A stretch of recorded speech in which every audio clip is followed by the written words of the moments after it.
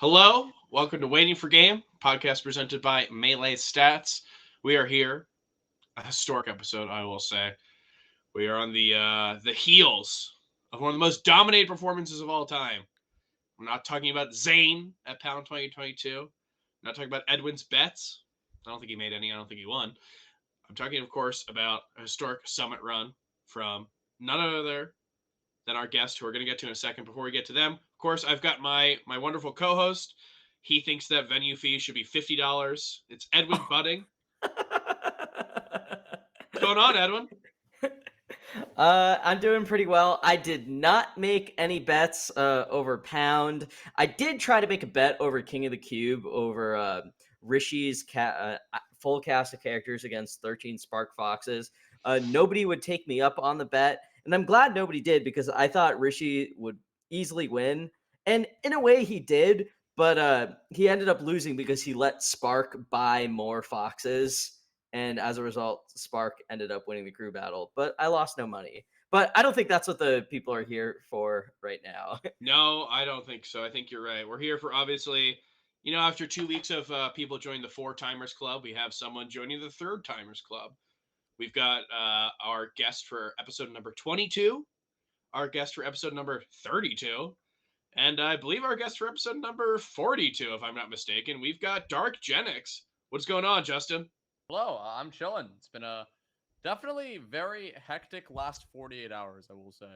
I believe so. Commentating Pound top 8 with Snack. Shouts to Snacks. Amazing commentator. Done some blocks before. And then getting into Summit. Voted in first place yesterday with more votes than the entirety of all of my competitors combined. So truly insane stat. Yeah, so obviously you mentioned Pound.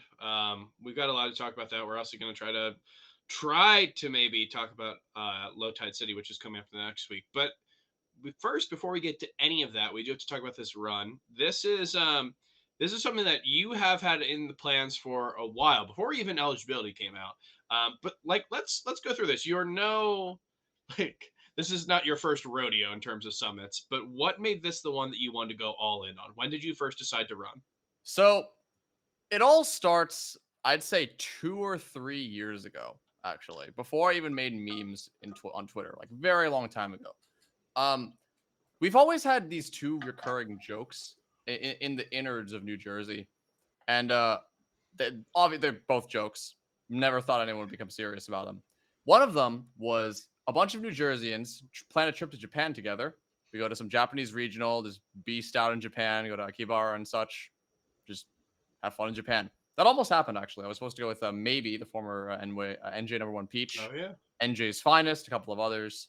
Bambi, never ended up happening. But the other one that we had was the idea of, what if a bunch of NJers just bought into Summit and just took over the Summit house for a weekend? Just chilled in California, got some NJer like meme pick in, and had a beautiful week in the lovely California. And as the time went by and New Jerseyans started having more opportunities to qualify for Summit, and as I personally got a lot more experience with the Summit running process and the VIP meta, and started gaining, notoriety and whatnot in the community for, TOing or commentating or making memes or editing and stuff, I was thinking maybe it'll happen one day.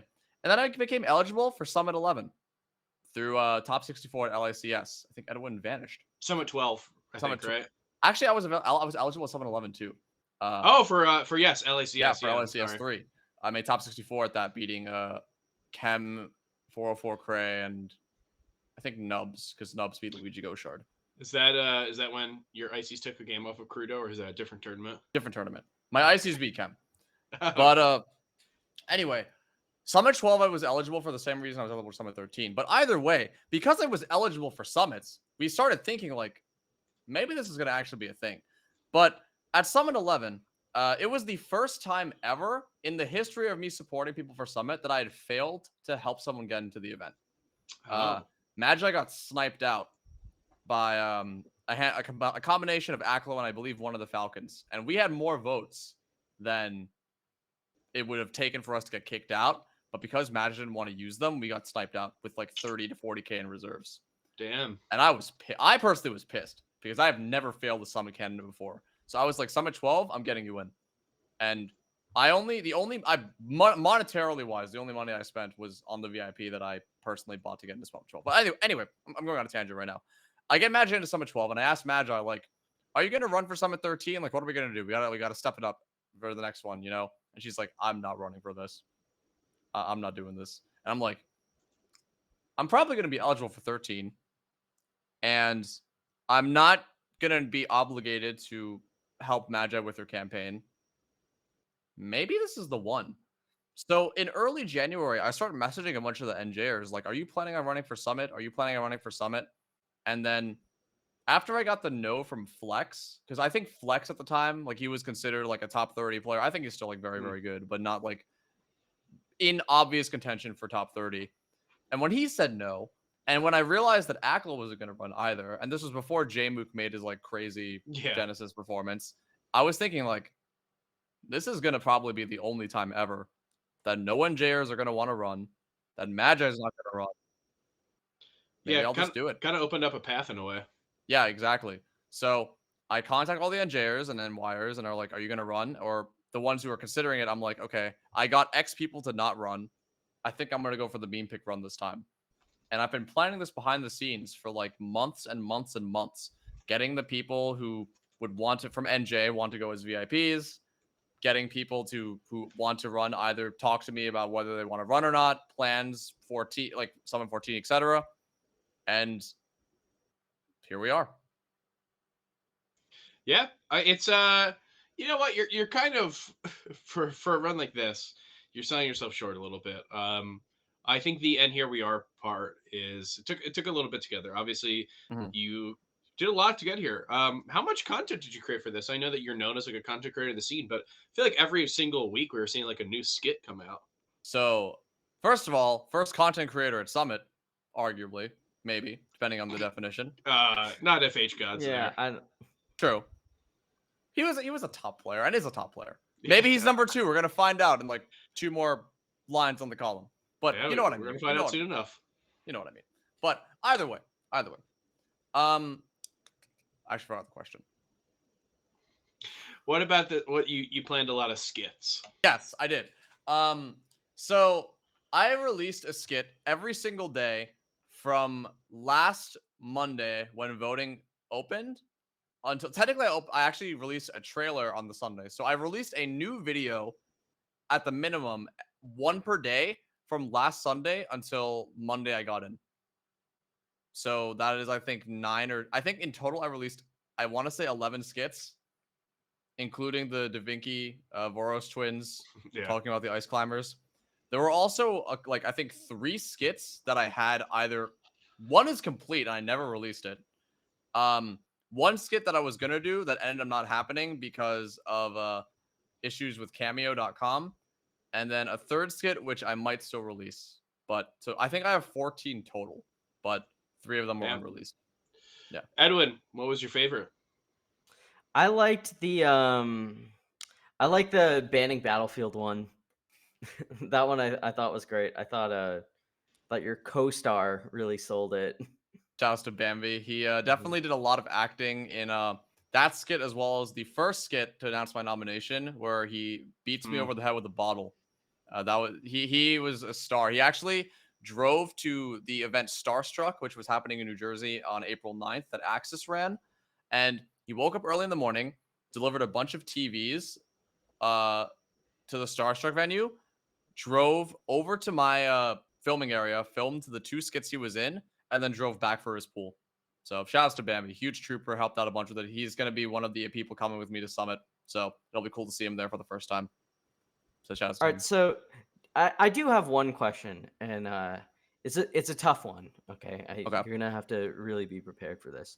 Do you think that by virtue of you announcing that you are running, do you think you deflated the field so much that they decided not to give it their all in the first round because you making it in through your contributions, through your smart networking, leveraged relationships, and track record of success, do you think it demotivated the field? in the So, first round. are you, before I answer this, are you saying only in regards to the other players who are currently running for Summit, or are you talking about the field itself? I think both, Okay. frankly. So, to answer your question, for the field itself, I already mentioned briefly that my running by its own existence was done in partially because of Magi telling me in advance you would not run. And Right. additionally, me running knocked out the entirety of Tri-State from running. Right. So Because, what I'm wondering is if, like, say S2J saw that you were running, he was like, "I have no fucking chance," or well, he saw, like, say say like Moki maybe saw that you were running and thought that they, I it was think that if for a player like S2J or Moki, those players have such a huge fan base that, like, I think if they were to run and not even make content, they would get in for this level of Summit. So here's a fun little tidbit.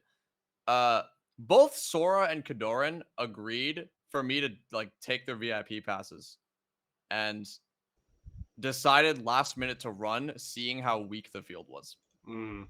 Originally, both Sora and Kadoran, they are still in my planning Discord right now.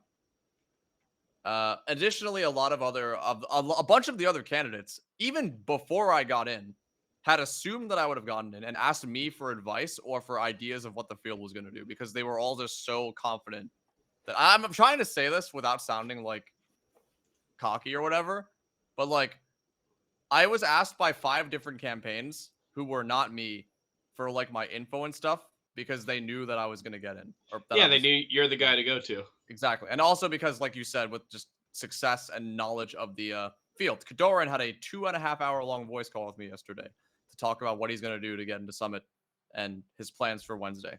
Spoiler alert. But not that, I mean, he's a top 10 player. He's getting in.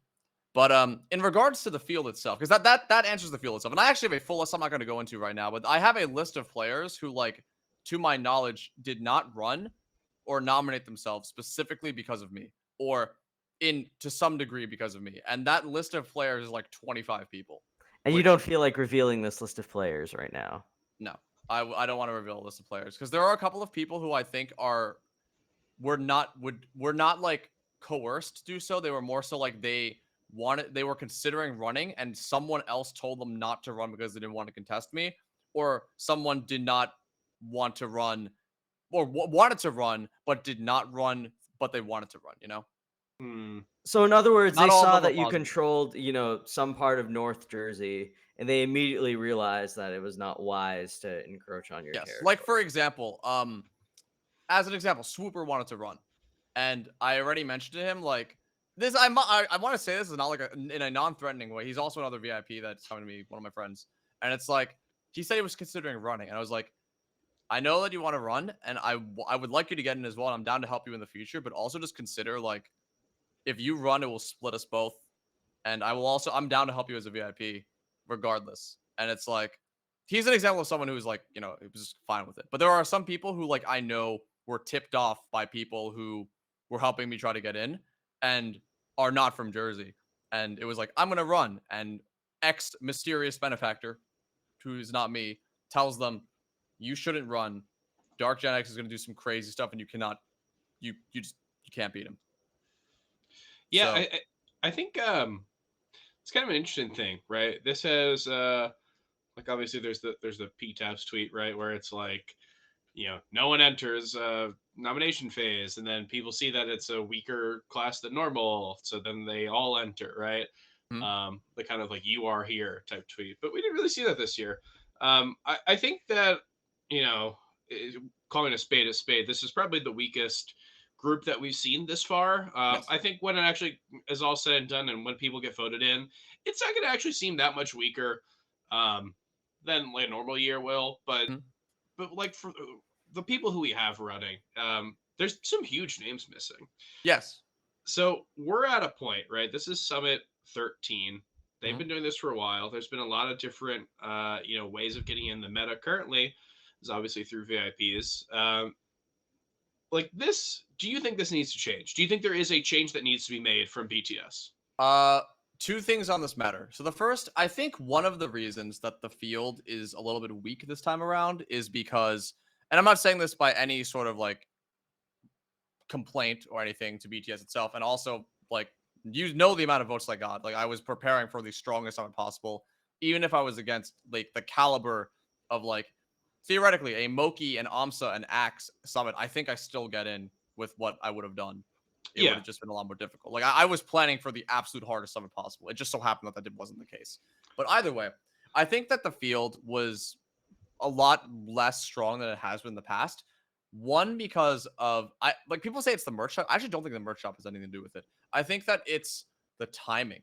Because, for example, Ginger was going to run for Summit and didn't know that opt-ins closed Mm. because he was at Genesis, because nomination phase was during Genesis. Voting wise, I have like I lurk in a lot of Twitch chats. I don't talk very much in a lot of chats, but I lurk. I watch sometimes, and I've seen there was one comment that I got from like that someone said in IBW's chat this morning, and he said, "I didn't even know Summit was happening until someone retweeted a DarkGenex skit." And if you think about it, this Summit phase, this entire voting phase up until yesterday, was in between two tournaments. All of the big top players who normally, they're watching people get into Summit. They're endorsing their friends. They're seeing, who's going to get in. They're watching the voting because always they have people watching the voting. Not a single person was live watching me get in at 3 p.m. yesterday because all the top players were coming home from Pound or they were Yeah. resting. This entire Summit season up until today and yesterday has been like that. There's been no advertisement. There has been a Frenzy skit, which I think was very funny. It was really good. There have been a handful of little posts before today, but the only person who was like, frankly, I didn't have to campaign. I didn't have to like dump a bunch of videos. I did it because I wanted to, I thought it'd be fun and also, get my name out there a little bit more and also just an excuse to post content because I genuinely do doing this kind of stuff. But I didn't have to do any of that, but I did. But no one else was doing it. In the summits of the past, we've seen Bobby Big Balls make rap, diss track. The Army diss track. We've seen Magi subathon and stream for days and days and days. I helped with her campaign, and she streamed like I think I want to say at least over a week straight without stopping, and organized a bunch of stuff. And what have you seen this campaign, like this season? Very true. Yeah. No, this has been something where I think you're right. There are a lot of reasons as to why a lot of these top players aren't doing this. It's definitely not greatest timing wise, but I think that we're kind of building up on this thing that's been happening the past few summits. So there's a bit of malaise. I know. So I was talking to Nunn at Pound, of course, at the famous Cecil's. Legendary bar. Cecil's, the best bar in Laurel, Maryland, for anyone who's around. But yeah, we were talking about Summit, and he was saying that, yeah, he wasn't going to campaign.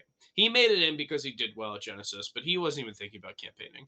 And I do think that there's a little bit of that going through these top players, is that it's the grind of it. It's the, just the knowledge that it doesn't really matter how good you are, right? So being good at getting into Summit is a different skill, and Yes. it's that's might be daunting to these players. I do think that, I mean, I pro you, of course. You've been on our show 3 times. I'm pro Yingling, and I definitely think that Summit is something that it requires a different skill. It's not about being the best. If it was about being the best, then they would invite 16 people, right? That's not really what Summit is. But yeah, I definitely think that the lack of people, of top players, right, the like the top echelon, not campaigning is a little worrisome. In the Melee Stats Discord the other day, we were talking about this, and G-Town Tom from New England mentioned the idea of going to one summit a year to combat this. What do you think about that, Edwin? I know you're fellow New England. What do you think about this idea?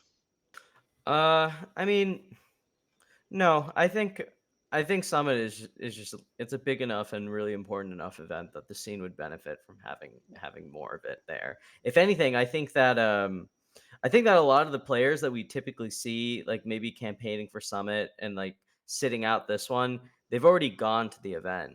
As long as Summit is able to, run enough or maintain enough money to justify its existence multiple times a year or versus once, I think I think having more of it would be good. As far as like, you know, the scene is concerned, we have a pretty deep bench right now. The field is really strong. We have so many players that would benefit from the opportunity. And even as far as like quote unquote meme picks go or whatever, at least as a spectator and as someone who's enjoying watching this, it's a lot more ways and directions to get invested in the scene and a lot more things to follow. And I think I said this before, like literally like maybe seconds ago, but I really want to reiterate on that point. Like the scene truly has a deep bench. Like if Johnny is not going to be at Summit or if Moki's not going to be at Summit, like there will be another player there whose presence is going to be a value add to people watching the event, and that will make the event really cool. I have a lot of faith in the community to, you know, in enough of us and our ability to pick exciting players or exciting people at the event to make it thrilling. So no, I don't think that one summit a year should. I think the only way that I would say that one summit a year should be the model is if like BTS cannot sustain more than one a year. But that's a whole other conversation. I don't know what their finances look like. I don't know what the revenue from this You're event always will so look like. finance brain, man. But no, I agree with you. My thought on this is that what we lose, right, quote unquote lose from these top players not deciding to campaign is pretty marginal, and I think it doesn't outweigh what we gain from having two summits a year. Because when you think about it, what do we currently have? We have a summit that, yeah, usually invites like 6 people or so. It, because of online, because of the pandemic, it's changed what it used to be. Um, but let's call it 6. They invite 6 people, so you have the definite 6 best players probably, and then you have 4 people who get in through an event. So you can call that, maybe not the bona fide top 10, but let's call it 10 top 15 players, right? Um, 6 vote-in slots. Maybe we'll call that 1 to 2 players will be top 15 or so. We're seeing Kadorn, who's has a lot of votes right now, almost made it in yesterday. Actually, just like barely got edged out in the last like couple minutes by Sora. So let's call it like 11 to 12 top 15 players we're going to see. If you had a normal summit, summit like we did in the past, where S2J went 4 times in a row or after those summits, would probably have 14, 15 players in the top 15 or so. Maybe it was all the top 15. Um, and that's really marginal to me, right? The difference of like 2, 3, 4 top 15 players, it really doesn't make me say that we should get rid of it, because what it always brings is it's always an opportunity for that top level talent to get there. And what we currently have right now is we have an opportunity to show off these players. I think if we have one a year, I don't think we're getting Aklo in. I don't think Logan's getting in. There's all these people who used Summit as a huge opportunity to show themselves. Not even talking about Yingling, right? Yingling's brand boomed because of Summit, but I'm just talking about like what they actually got to show through the game. There's so many players who IBW. were IBW, great example. Yeah, there's all these players who probably would not be able to benefit from one summit a year who are able to do it from 2 summits a year. So maybe, do I miss the days of being like knowing that every top player is there? Wizzy's not there. Wizzy's not there. He missed his chance to be there. He doesn't feel like campaigning, right? He's not the campaigning type anymore. And that's a shame. I would like to see Wizzy in event. He's one of the best players in the world, and I don't know how good he is. But like the fact that is that our value loss here from going to one? Yeah, I mean, as long as they can run them, which I mean, they seem one of the more. Well, I'm sure it'll be brought up later, but they seem one of the more like locked in financially of any large events. Yeah, as long as they can run them, I think 2 is a perfectly fine number to see. I also have one other thing on that, which I think is really interesting, because right now, in the last 3-ish summits, I'd say like 3 summits, basically since 9. Actually, no, I'd say 9 was also kind of like this. It's been a lot of different picks, like a lot of players who get voted in who were not necessarily established at the time or as Mm-hmm. established, or players who are trying to prove themselves. Like at 11, Aklo and Logan. At 12, the first summit where every single player took a set. I would Yeah. say the only established vote in at that time was Magi, who at summit 9 was not an established top player yet. Mm-hmm. Was just coming off of a Genesis manga win, I'm pretty sure. Right? Yeah. Was that the year before? That was no, that was that year.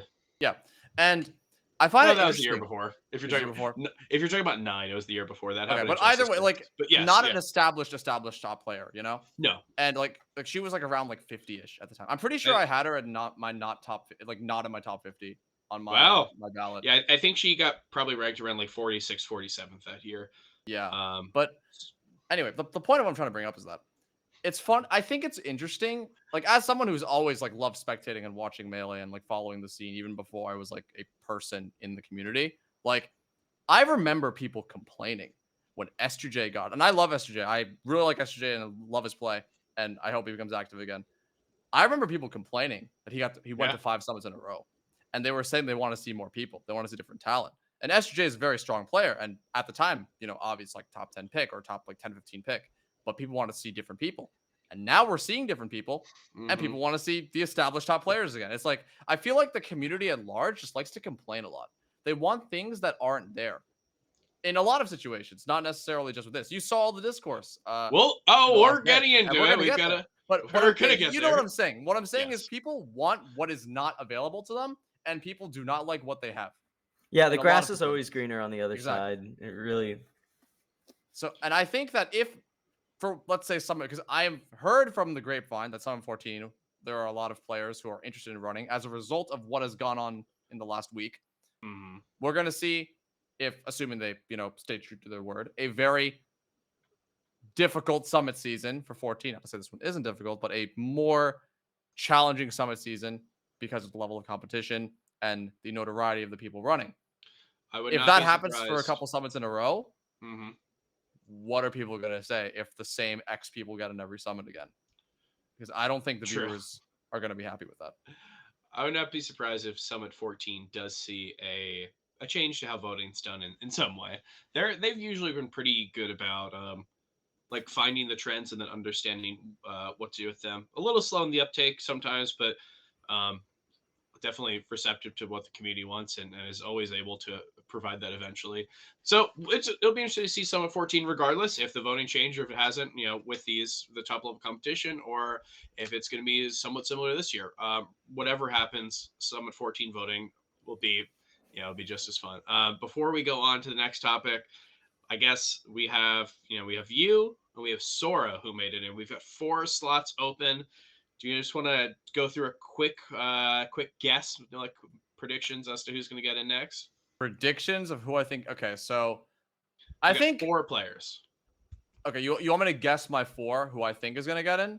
Yeah, I think Kadoran is getting it. Like I would bet a stupid amount of money that Kadoran gets in tomorrow. I mean, he is the like objectively the best player out of the entire nominations that's running. He's literally streaming on TMT. I gave him a lot of advice yesterday in regards to what he should be doing for his campaign and how to get money. Even if he does not get in tomorrow, he gets sniped out by 2 people. He is a side character in the Mango Cinematic true. Universe. That gets you very far in regards to Summit. Geo last Summit as an example. So he's getting in. And he's on FlyQuest too. Like they have money. There's no shot he does not make it in. No shot. Literally 0 shot. He is the one person I would like bet my life that makes it in. So that's an obvious one. A certain British actor just endorsed Frenzy on Twitter. Additionally, Frenzy, I don't know what I'm just stating facts right now. Sex True. Education on Netflix. But It was an yeah, actor. That actor is British, and said actor did endorse Frenzy. I think that Frenzy is also one of the only people I've seen who's actually been putting out content and streaming regularly the entire time. In some part due to not being at Genesis or Pound because he's in Europe. But regardless, has a pretty solid campaign going for him. I think the Europeans have something planned. He's asked me also for advice on stuff. I think he'll get in. I think he gets in tomorrow unless Indiana has something planned. I think that Salt. This is hard because the thing is, like, I think the 2 people who are guaranteed are Kador and Frenzy. Those 2 are just like 100%. Feels like a little bit of a coin toss for the others, right? Yes, because like I think the 2 people in the red are not making it in right now. I think that's like I love Saeed and Sidward's a beast. I don't think either of them make it in. I don't think either of them are gonna go for bombs. And I know Sidward has like literally said in Melee Stats he doesn't want people giving money to him. So I don't think we're going to see anything crazy. I would like to see Logan at Summit. I actually think Logan would do very well against this field, and I would like to see.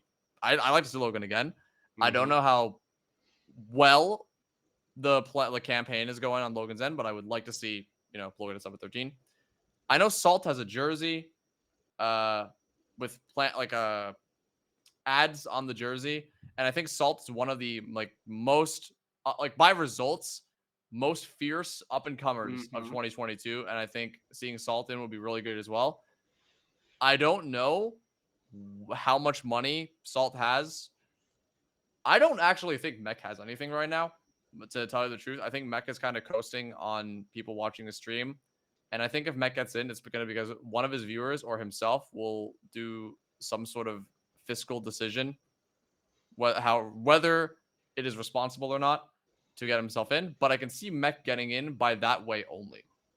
And I would like to see Mech there. We'll see. I actually would like to see basically anyone out of this. I think this is a really fun crew, but I guess we got 2 slots. It comes down to the last 2. Who are you calling and Blue. That's where I'm going to start with. Yeah. I think Indiana used everything they had. Trying to get Blue in. I know that Pulse Gaming Bells has some money, and here's a spoiler: one of my VIPs didn't drop, and contacted Blue to give those votes. So I think we might see Blue tomorrow if Frenzy doesn't drop the bomb. I agree with your picks. If I had to go with it, I would probably say Kador and Frenzy, and then it's a toss up between others. But I think Logan. He's done this before, obviously, and I'll go Blue. Blue would be a fun pick. It's definitely an up and comer. I mean, all of these people are up and comers for the most part. Even the people like Frenzy, who we've known about for a while, still amazing, still getting better. Like every time he goes to a tournament. So I'm interested to see. I think this is going to be a fun crew, but I agree with your picks right there. Anok, you agree with that as well, or do you think? Yeah, I think that they're going seems to be pretty. a little bit of a. I think that seems pretty good. I'm going to go with Kadoran and Frenzy, and then for the other 2, I'm going to say Blue and Salt. I think Salt will have some of the all chat boys behind him. Regardless, it'll be fun to see. I think this will be, it's a bit of a different summit, but right now we've not had a bad summit, and this doesn't break that streak. Speaking of quick, streaks, sorry, one thing. I just want to say one thing. Yes, Ultra Esports is actually supporting Kadoran. They're not supporting Salt. No, they're supporting Kadoran. So okay. Streaks. But yeah, no, I think this summit's going to be good. I don't think it's going to end that streak. Speaking of streaks, we talked about it last week. Zain had just come off of winning Genesis. We talked about his, fate going into Pound. Pound was kind of going to be not really make or break necessarily, but it would be a proving grounds for Zain. Zain is an incredible player, but whose reputation as this kind of untouchable god level player doesn't actually have a ton of in-person results to really back that up. So it's events like this, it's events like Pound, it's going to be events like Summit especially, that are really going to prove if Zain deserves that title. So after we saw his first place victory at Genesis, he follows up with a first place victory at Pound, of course. He double eliminated HBox. He beat Leffen's Sheik after a TV change, which we might hear a little bit about that. But this was yes, you did. I was watching that on mute in a where was I? I don't know, some restaurant, but some restaurant where I probably spent too much money. But yes, very this is a good event for him. I think this is one where coming into it, it looked a little bit scary, right? Leffen's always going to be a scary person for Zain, especially after their 5-1 exhibition set went in Leffen's favor. So going into this, he had a little bit to prove, and I think he came out of it. And his reign as a number 1 player is more cemented. Edwin, I know we talked about this last week. We kind of agreed that this is an important event. What was your takeaway from this?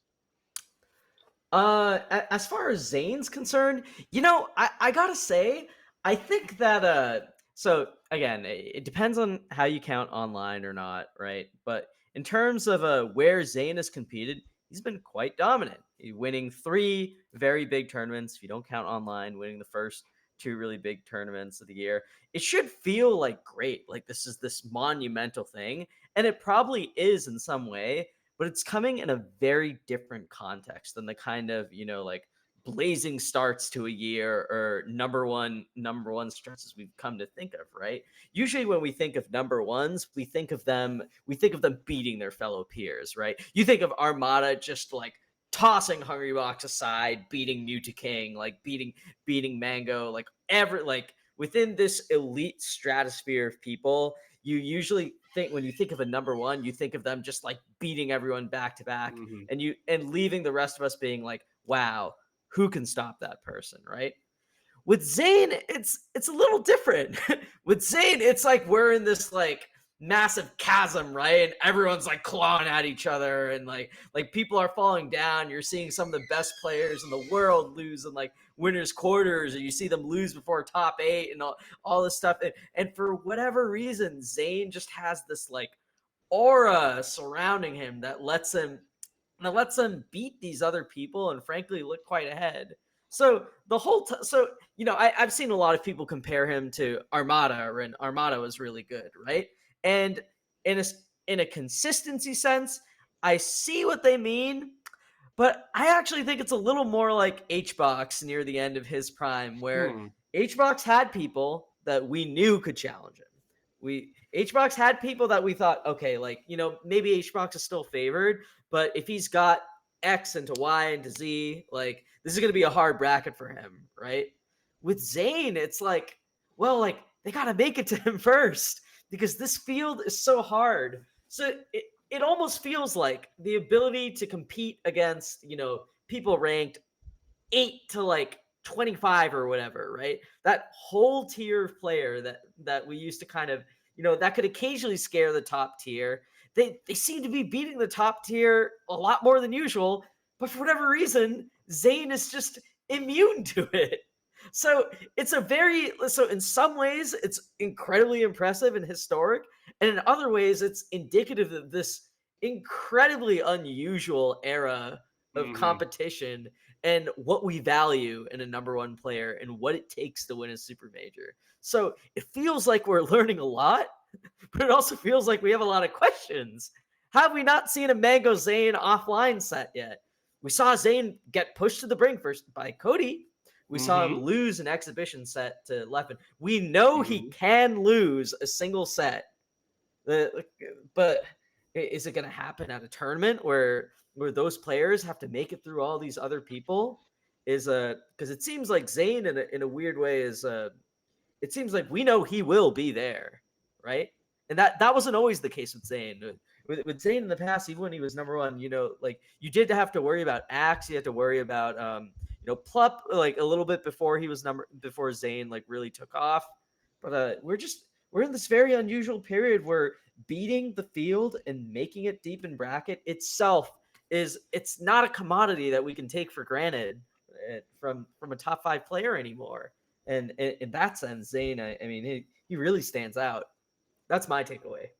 I think that I mean even the year when Zayn and Wizrobe were in contest for like 5 and 6. I think it was Mhm. 5 and 6 that year.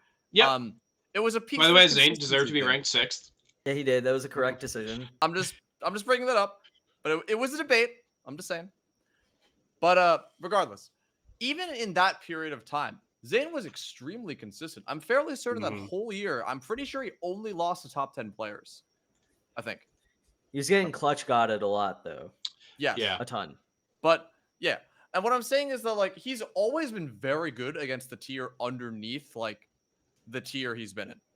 Like, throughout Melee, ever since he like rose to being a top 10 player. And right now in this field of Melee, it's also, I mean, this is no discredit to Zayn either. It's very impressive everything that he's doing, and he's very obviously number one in the world right now by no argument against it. And it's also worth noting, like you said, there is a field of player that can challenge him. There is like Cody took him to game 5. Leffen won 5-1 in their exhibition. Even the set that he had with Leffen, although it was 3-1 and although it was plagued with television issues, the games are pretty close. Yeah. Zain also dropped games to Logos, dropped game to Logan, Logos at Genesis, Logan at Pound, etc. And it's also worth noting, like what Edwin said. So leaving 2021, the top 5 are like very obviously like the top 4 was by results in some order. You know, Mango is in there, Cody's in there, Plup's in there. You could say Leffen is in that, but wasn't really super active. But Leffen's in that tier as well. Mhm. All 4 of those players at every tournament they have entered in 2022 have underplaced their seed at every event. And it is both indicative of the field itself getting stronger, but also just like how above Zain is from the rest of the field. Because those people can challenge him, but like what Edwin said, you have to get to Zain to prove it. And it is getting harder and harder to get to Zain because of how much stronger the field is. It's not like we are in a 5 gods era where there are 5-ish people who can only beat each other and no one can touch them aside from an occasional upset. That's not what we're seeing right now. And it's pretty early into the season of Melee, which seemingly might be pretty short if the season ends in June as intended. But if Panda's anything to say about it. yeah, but which regardless, it's like with the limited data we have right now, it seems that everyone is upsettable. And that makes, not that it makes Zayn's life easier. I mean, there's obviously very strong opponents, but it makes it so there's always that little asterisk behind whether Zayn's #1 is as dominant as it looks because of the head-to-heads. Yeah, so Zayn is interesting, right? Zayn is a player who, I mean, we talk about his perception as this like titan, right? And it's not wrong because he was perceived like that. Even 2019, he seemed like this player who, going to a lot of things, it's like, how do you beat this guy? Now, 2019, a lot of people were. That was the issue, was that he would get himself into a lot of situations where he'd be in grand finals, winner's side, maybe, maybe even very dominantly he'd get there in the case of something like Big House 9. But was not able to really clutch it out against that top echelon of players.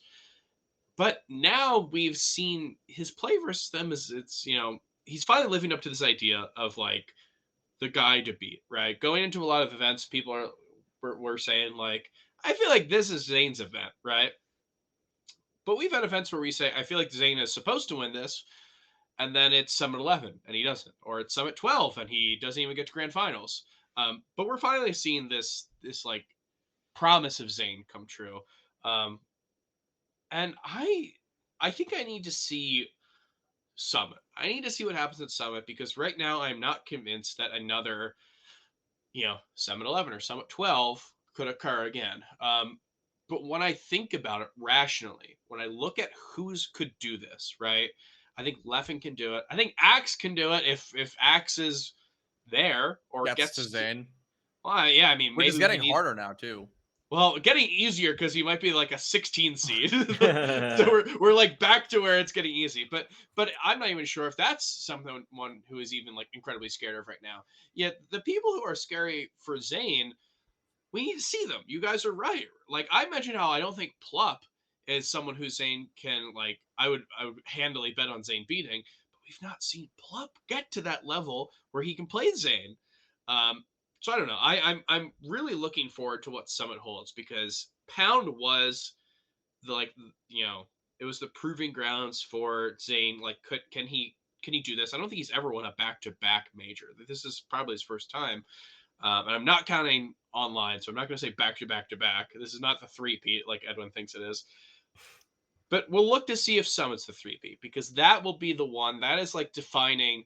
That is the like era defining best player that that everyone like thought Zayn could be, right? Is he the Armada? Is he the H box? We mentioned these corollaries, but he hasn't really lived up to it yet.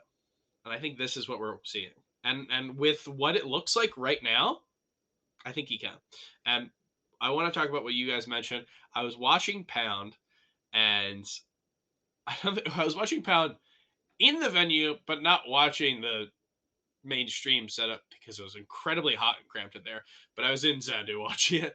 And I was thinking to myself, not so long ago, there was a time where you could be a top 10 in the world and you didn't have to have a Godwin. I believe in 2017, Shroom got ranked. I think he was 10th. I think it was the same rank that he was the year prior.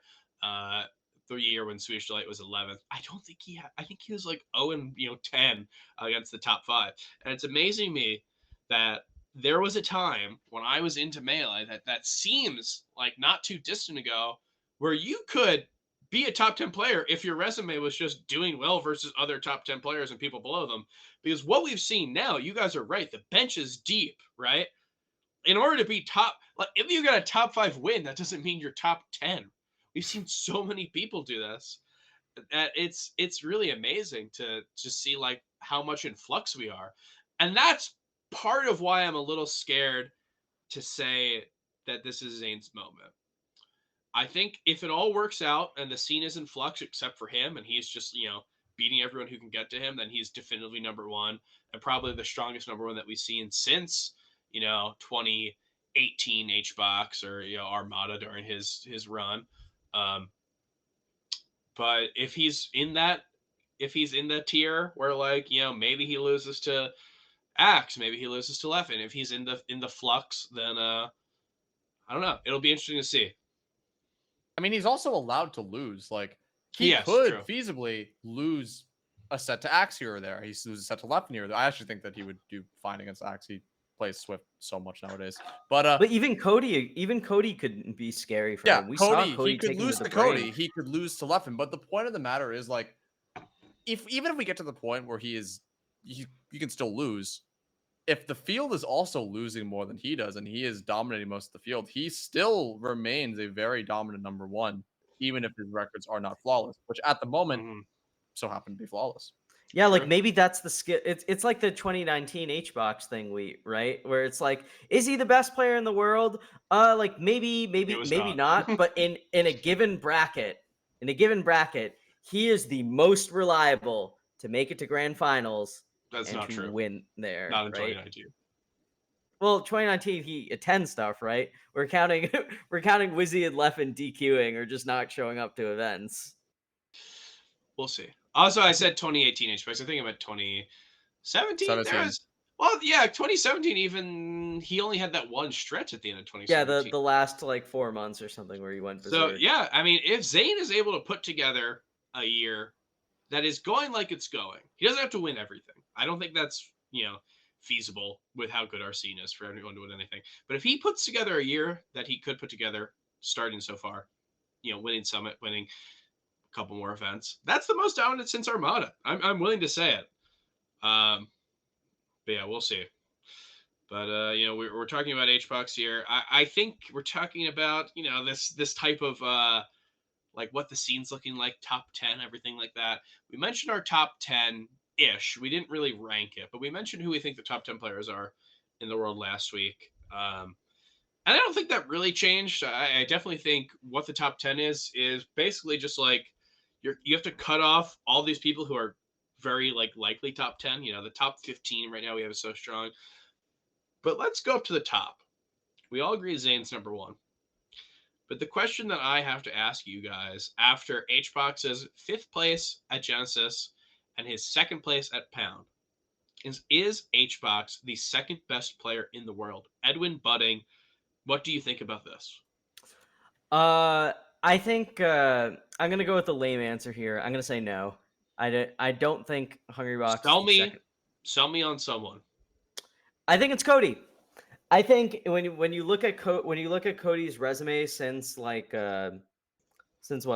December or so, I still think his Smash Summit 12 victory has to mean something. And I think even for his offline losses, they're not quote unquote bad losses. Like who knows what a loss or any set against Jmook means, right? That could be anything from like top 5 to top 15 based on what that means, right? So you have one loss in ambiguous territory for what it could possibly mean at a tournament where Cody basically beat other than Zain like everyone else, right?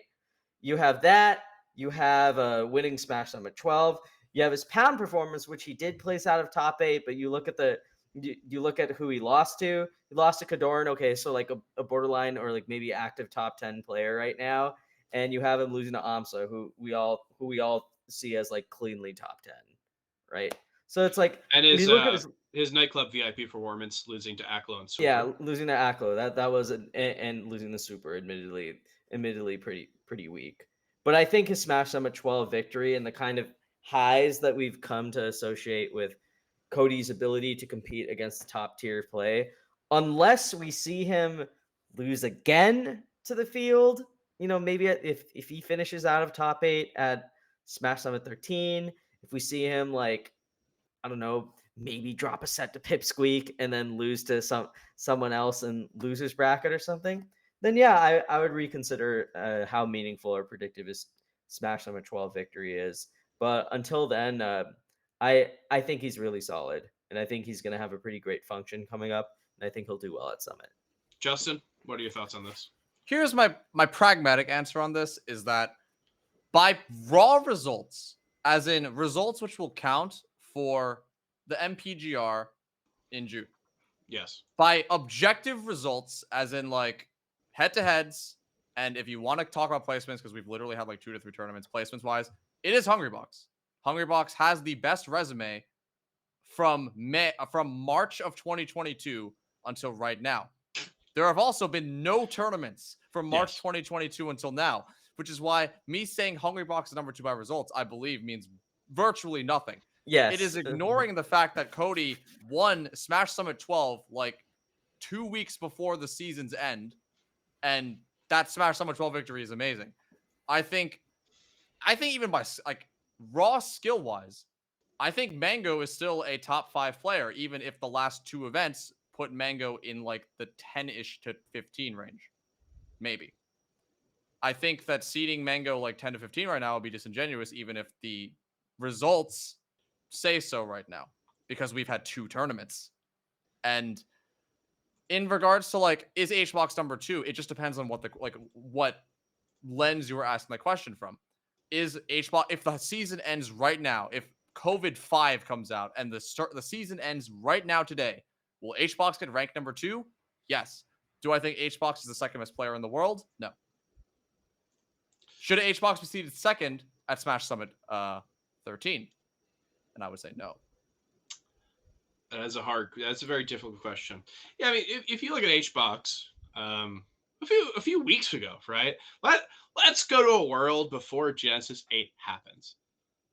HBox was seated under Polish. Justin, you were an advocate of this. You were a strong advocate of this. This gave HBox the 9th seed. This was before Leffen and Wizzy dropped out, so understand also that that's still probably, it doesn't like push him down too much further. He's still a top 10 player.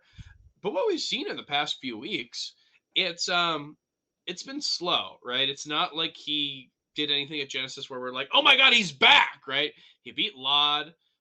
He ended up losing to None, which is someone who I don't think he's ever dropped a land set to. And he really did get kind of beaten down by Cody. He did 3-0 Mango. True. He did 3-0 Mango in what was possibly their new worst set, which is a big like bar to clear because Evo 2015 is still there and still bad to this day. But yeah, his pound was kind of this thing where it looked doable really quickly, right? Like his bracket on paper looked hard, and then suddenly as we get deeper in bracket, when it becomes Kadoran instead of IBW, it becomes a feat that is suddenly more doable than it was.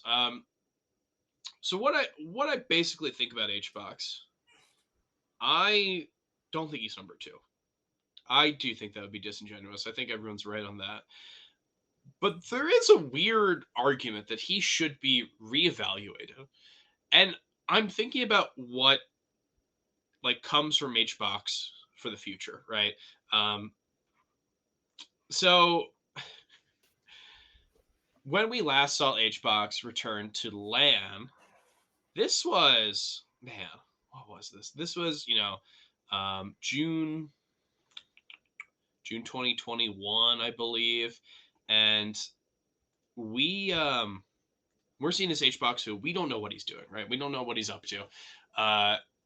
And in between then and now, I think he's gone I had the one of our patrons actually had the entire stats, but I believe it was something along the lines of 5 and what was it? 5 and 17.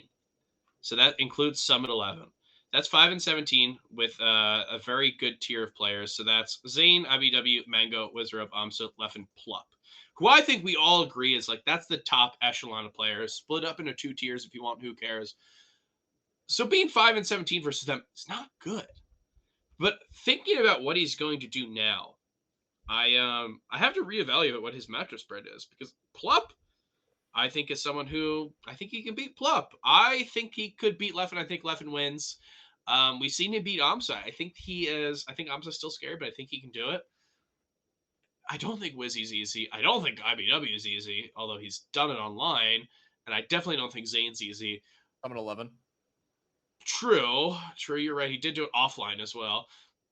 But we are getting to a point where the 3 people as like your scary people for HBox, it's looking good.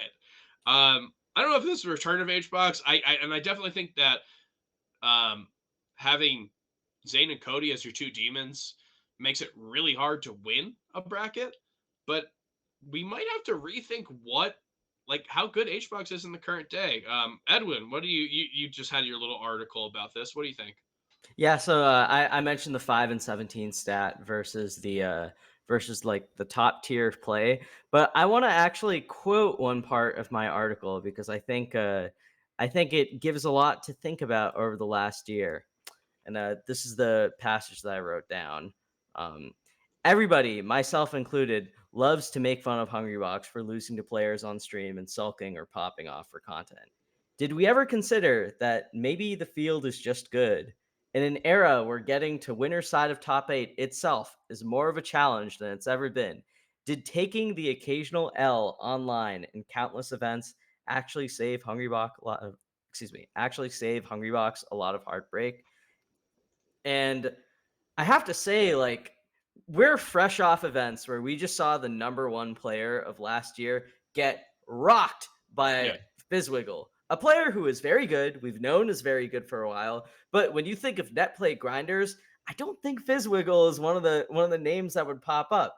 And then that same player, again, the 2021 number 1, we saw him flame out at 13th place. Defiction and Laud, 2 really strong players, probably top 15 or so. But if you're talking about a number 1 player in the world, that is a harsh return to reality. And that's just Mango. We're also talking about IBW. My pick for the second best player in the world right now, he's drop sets to Jmook. If you count online, Slug and Salt. If you only want to talk about offline, Aklo, Kadoran, the Stop Swooper. Trying to push an agenda. and my Genesis 8 pick, Plup, the person who I said would win the tournament. Mm-hmm. We saw him lose to Jmook and then immediately get eliminated out of Genesis at 13th place by Ginger. These are people that, could we see HBox dropping the set to them? Maybe if it's online, maybe if it's at lower stakes. But if you look at the records in both formats, HBox's consistency against the field, it's quite remarkable. And I think it's still worth interrogating in spite of, the occasional stray losses to Crudo or like Morse code or whatnot, or like Cam or whatnot. Like when you enter so many tournaments, like you are going to lose at some point to someone who may be considered like noticeably worse than you. So I really think it warrants examination. Like, maybe in the 2020 era, yeah, when HBox was losing a whole tournament to Dawson, or when he was dropping a set to like Golden and whatnot, obviously that is an aberration. Like that was something that we were not used to and we did not see from anyone else. But we're 2 years or almost 2 years since that point, and we're seeing top 5 players drop sets outside of their tier like flies. And we see HBox like doing slightly better, still taking the occasional L, but more or less ahead of everyone else. And it really warrants examination. Like, did he get it all out of the way early? Was this part of Juan Debiedma's plan the whole time? Was he throwing for content so that he could come back for content? I don't know. I think we're in this really fascinating period because it's like, well, like, was he losing because he was just worse, or is that just inevitable now? If you're I'm not gonna saying mention at least. I'm gonna mention two things. One, for the pedants in the audience, you can't get immediately eliminated at 13th. 13th is one where you have to beat someone in losers to get there. Plup beat Salt in losers. I just want Game to say 5. that it was game 5. I want to say that because the bracket loving pedants in the world might hear you say that. But two, you are drinking this HBox Kool-Aid, which I don't even think in Jonestown. I don't think it was actually Kool-Aid. I think it was like Flavor Aid or something. I think they cheaped out. But you are Yeah. drinking the Kool-Aid, my man, because I think it's really you're obscuring the fact that he was losing to a lot of people. He was entering a lot of events, but even the big ones, right? Like, don't even talk about the oh well, he only had a lot of bad losses because he entered like weeklies all the time. Even the big ones, he was having really not incredible losses. So yeah, I guess we have to find out. Like, is that an online thing? Will like he lost to none, someone who hasn't lost on land. Last year he was losing to Polish, someone who's would look even a few years ago would look undoable for Polish for them to do that. So it'll be interesting to see because I wonder, is offline HBox really that far away from this idea of online HBox? Online HBox, a person who's dropping a lot of sets, even though like once he actually got to the big events, he was not really getting upset all that much. But does that carry over into on offline at all, or is this idea of him as the new consistent gatekeeper, is that something that we're going to be seeing? I don't know. It's going to be an interesting thing. Yeah, if I can just clarify the thing with HBox, you do remember that I'm not so much drinking the Kool-Aid as much as I'm offering it to you two. Remember, That's worse. yeah, That's it a is much worse thing worse. to do. No, it is much worse. I won't deny that. But I still have Cody number 2 in the world. But I do think like the recent stretch of the last 2 weeks of us seeing the tier 1 players struggling beneath people or struggling versus people. I genuinely do think that at least in the last year, it puts a lot of Hungryboxes, to put it lightly, is questionable losses. It kind of puts it in a different context for me, even if it does not necessarily translate to Hungrybox is the second best player in the world. Yeah. Yeah, I don't know. It's just it's so bizarre. Because I never thought we'd reach the point where like Plup would be getting 13th at a major because or let me put it this way: if we saw Plup getting that low to a major, we sort of had an idea of what it could look like. Like, oh, maybe Plup ran into a really hard Fox early, or maybe he ran into Fox, or like he was playing Fox or something, right? Like, but the way that it's happening is so unusual. That's what's really striking to me. Like, we're in an era now where AMSA is just casually destroying the top Foxes. Like, what? We're in an era where Mango is dropping a set to like a unranked Sheik who wasn't even like, a very strong player, but not one of the, like, probably not the most notable net play grinder from Colorado. Not even number 1 in Yeah, Colorado. like, it's Yeah. just again, Colorado's a great state. Physical is a very good player. I just think like we're really in unprecedented territory for what competing against the field means. And with that knowledge, it does make me look at some of Hungrybox's outliers where he quote unquote throws for content or whatever a little differently. I think the context that we are seeing right now, it's weird, but you can make an optimistic play for HBox to be second or third if you're talking about like seeding, or I don't know. I guess we have to deal with rankings now,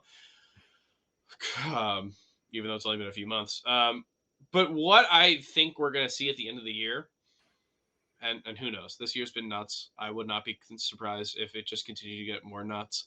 But I think what we're going to see is we're going to see HBox have consistent results, and we're going to see him not really win events. And I do think the people who are talking about who have inconsistent results are going to be winning events. I would say Cody's probably going to win another big event before the year ends. I think it'd be dumb to say that Leffen doesn't have the ability to do it. Plup. We have not seen the best Plup recently, but he was amazing last year. And if he's able to even do that for one event, I think he's likely to win. And we haven't seen Wizzy, but I think he can definitely do that. So HBox, And of course, Mango. it's a weird HBox. We'll see. Who knows with him? But yes, HBox. The thing is, people are talking about. Did we maybe get HBox wrong? But at the end of the year, I think we need to actually see if he wins anything, because that's the difference that we need to see.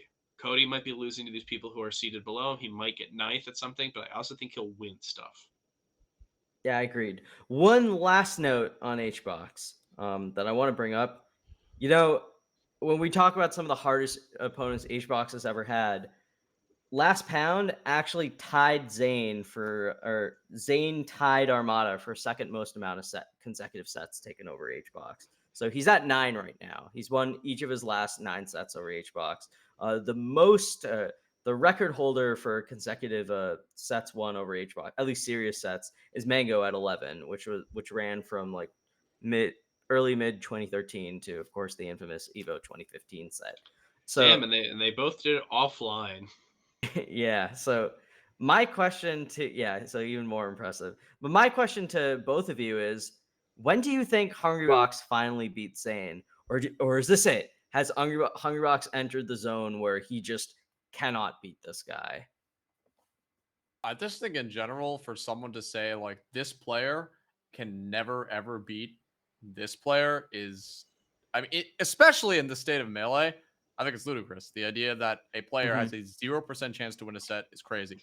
I'm sure that people thought that, it's best of 3. There's so many things, but again, I'm sure that people going into Genesis would say Fizzwiggle has a 0% chance of beating Mango, and that is clearly just not true at all.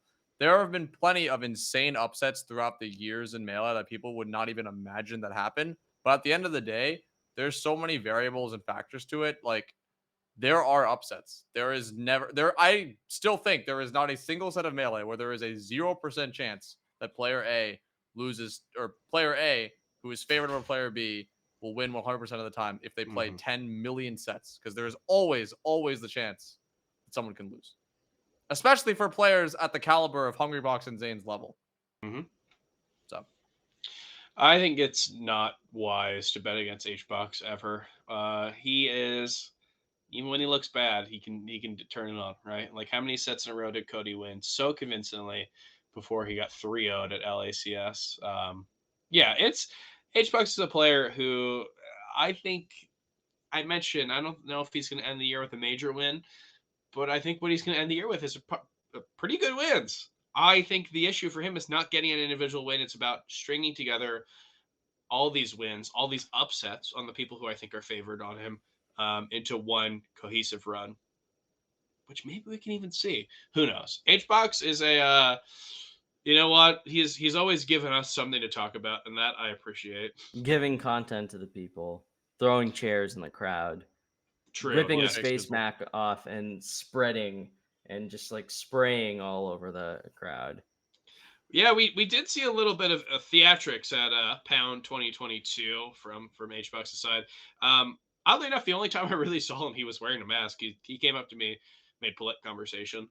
So I love him now, of course. But I definitely think that this was a bit of an odd event from a lot of standards, not even just his. Justin, you and I were both at the event. You commentated, and I hung out. I don't know. I didn't really have much to do at all, but I was there to just vibe out, see some friends. Definitely a little bit of a smaller event after Genesis, but I was looking forward to seeing some people. It seems some people who weren't able to make it after Genesis. Having Pipsqueak, our sponsored player, yes, of course, I was very excited for a lot of things in this event. But I think it'd be safe to say that, there was a lot of stuff going on at Pound, and not everything was positive, right? There were definitely reasons for both attendees and viewers to have their qualms about Pound. And, it kind of, it begs the question for me, what is coming next for Pound? Pound is a series that, if you look just in terms of what it's done historically, one of the biggest in terms of everything, right? It's been around for such a long time. The big events that they had were huge. Pound 3, Mango's win there will always be one of the like premier wins in terms of like what the scene talks about. And yet we're looking at Pound 2022. It really barely edged out Pound Underground that they had years ago, which was supposed to be their non mainline Pound event.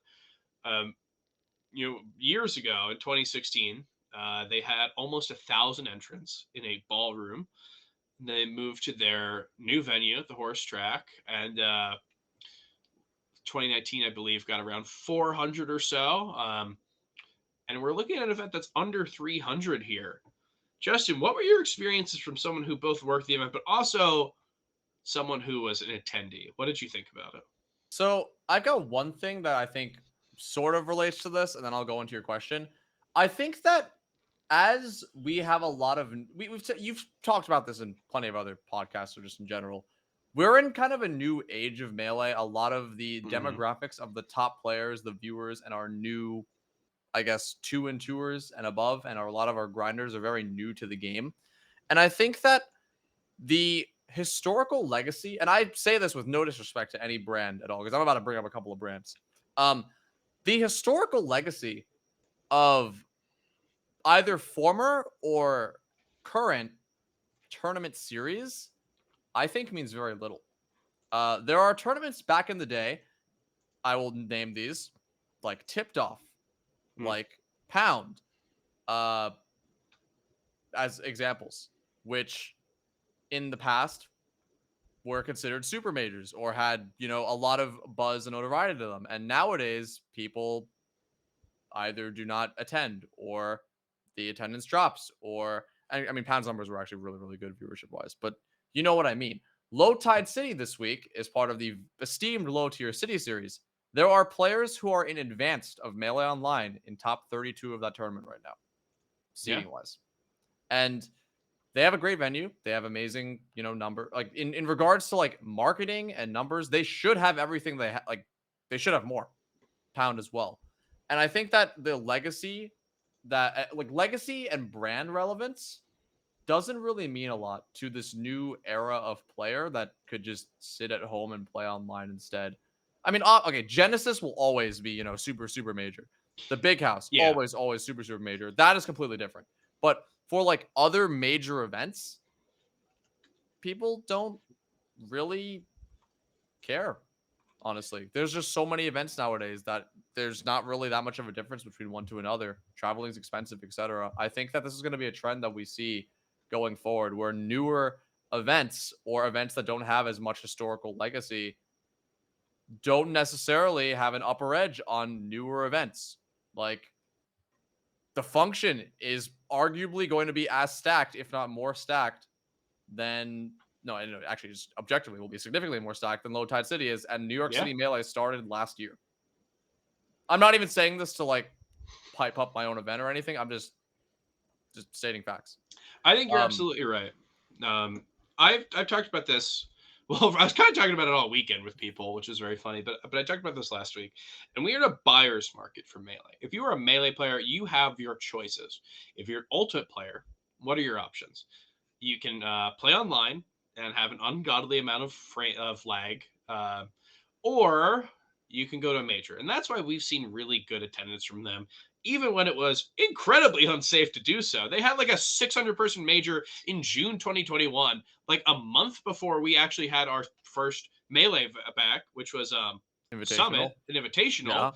They had a 600-person event. They were flying internationally last year. But like, no, regardless, they are a game that goes to a lot of stuff because they kind of have to. If you don't go to stuff, that scene's dead. They're also, I mean, they don't have the legacy that we do, of course. They don't have like the forward momentum, or they have more forward momentum, but they don't have like the stuff to fall back on that Melee has. But in terms of Melee, if you don't want to go to a major, you can hit up a very good player and play them almost anywhere in the country on a very playable connection. Because of that, I think events have to realize that they can't offer Melee, because Melee is not a selling point to drop however much money, right? 500, 600, 700. like it just grows and grows, and suddenly you're like, okay, now for the entire week I'm spending $800, and I'm getting more out of this than if I entered Gallant, but am I getting $800 more? So we're seeing events that have to supply something, right? Genesis has the brand. That is a brand that is so big that people want to go to Genesis because everyone's there. Big House is also a brand, but I think the only brands that can really have that, right? The only brands that are big enough to support themselves. Genesis, when I went to Genesis and went to Pound back to back, two completely different experiences. I was in the middle of a city. I could go, we went to a bar. We went to get food at all these different places within walking distance. There were so many amenities that San Jose was able to offer that was not offered in Laurel, right? Laurel is not able to compete with that. The venue was huge, and the venue at Zedu was not able to compete with that. This is not me attacking Pound, but it's saying that like there are levels to this, and you have to have something else. We've seen events offer non-traditional experiences for their players, and we've seen them do really well, right? We Smash talked Splash. about Smash and Splash is a great one. Riptide, obviously, still doing incredibly well. We had that whole thing with Smash Camp where we talked with Mikey and Yingli about this. There are ways to give your attendees a good experience that are outside of Melee, and honestly, that's probably what's going to be the difference right now, because regional proximity is like the only reason why you should be going to an event that doesn't offer you the best experience. If you like, you should be going for setups, you should be going for something to do outside, you should be going for amateur brackets or brackets, just like brackets that they're just going to run throughout the day. There's all these things, and you need something I because bring you up. don't. Yeah. Sorry, I'm bringing up. This tournament doesn't even open red yet. So one of the most anticipated Melee events of the year is Mhm. Faye, the Yeah. UK Melee Major. I am scrolling on their Twitter right now. I've not been paid to say this or anything. I am going to go to Faye, just as a note. I've got family in the UK, so I've got to go. But regardless, I scroll on the Twitter, and you know what I see? I see a Yu-Gi-Oh tournament announcement that Mhm. KJH and Magi responded to. I see a football or soccer, as some people may call it, Should five-a-side call it. event. I see a chess event. I see a Mario Kart Wii side event, and I see not a single mention of Melee, because why would you go and pay hundreds of dollars to play Melee Mhm. when you could pay hundreds of dollars to do other cool things with your Melee friends and then also play Melee? Yeah, if I can just say one thing really quick, as someone who did not attend the event, but I think I've been to my fair share of events, the Pound series included. I just think like if you're gonna get people to go to tournaments, you have to know not just like the modern market, like we perfectly put it, it's a buyer's market, right? But you can't default to this idea that like we used to do things this way and this was the appeal and we're going to do that again in 2022, right? If this was 2016 and the just again selfishly from a spectator standpoint, like, and the stream shows up an hour late, like, no, that's fine, whatever. Like, it's cool. Melee's in the spotlight. But this is 2022. Like the people who are still around that followed it back then, like there's different standards for how tournaments should be run, how streams should be run, what kind of player experience and expectations are set for tournaments, how they want to model their events. I mean, it's just a completely different ball game right now, and it genuinely broke my heart to see a lot of people very unhappy with the way that things went at Pound. And I think I gotta say, yeah, it was night and day from Genesis for Mhm. sure. But you went to Smash Camp earlier this year, you went to Riptide late last year. No, but close. Oh, main stage, excuse me. Yes. But like you've been to these majors, you see how they do things, you see like the way that the attendee experience is modeled from the start of it. And going to Pound, it really is just like if going to Genesis is like like hanging out at a party or whatever, and just it's like a dream, like you have a blast, you remember all these little things. Um, Pound, everything I heard about it and everything I experienced from watching on the weekend, it's like a long, like you're waiting in line at like, like if you go back to the college days or whatever, you're going to a party out in the woods somewhere, and there's just like a line that goes on really long, and by the time you get in, like there's kind of no room to talk to anyone because the music's really loud, and you're just like stuck in it. You're in like a throb of people or whatever, and you eventually just leave after 30 minutes. I mean, I heard stories of people like not being able to watch top 8 in the venue because it was too hot. Oh, And well, that's right from the source right here. yeah, and I mean, I just think that's, like I speaking not to try to like dogpile on the TOs and the people behind No. the team, but just constructively speaking, that's one of the worst things that you could have for an attendee at the event. There's like it's like a cardinal, one of the like a pitfall, right? The first one would be like, oh, there's not enough setups. The second thing is like there's not enough room. The third thing would be not only is there not enough room, but people are leaving. You're leaving where they are supposed to be because there's not enough room. I think Pound could maybe come back next year again, and I think it could be a really fun regional. I think it could be something great for the Northeast and like Mid Atlantic to get a bunch of players there. Maybe get a couple people get some people from the Midwest. Have like a 200 or just like a smaller stakes event that's not immediately after Genesis. But I think as far as Pound being a major, like they gotta look. I'm gonna be real with you. I think Pound should just reach out to Nico and or Rio Beat and our friend Justin here. This is And literally my talking point that I not yes, only it is. brought up to you in private, but whatever. Yes, I I other I than you concur. stealing Tweet. with what have said for a while and what I was going to say, you have a couple things I want to point out Mhm. there. Um, yeah, it's an interesting thing. I think you're correct. We're not trying to dogpile VGBC. They've been putting on events for a while. It's unfortunate that this one was not really a total hit in all scenarios, and from what I've heard from the stream, yeah, the stream experience, there's some stuff there. Yeah, let me Um, just say really quickly, the stream chat again, I mean this purely constructively.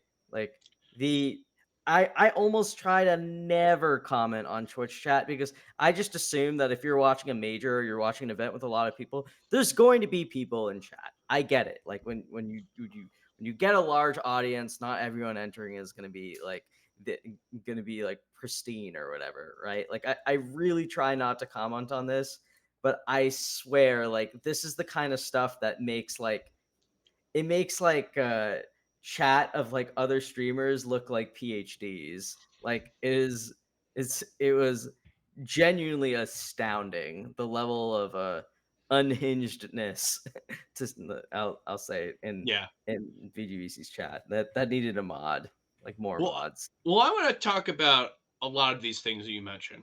And Mhm. you also mentioned I went to main stage. That's true. I went to both main stages. I went to 2019. I went to 2021.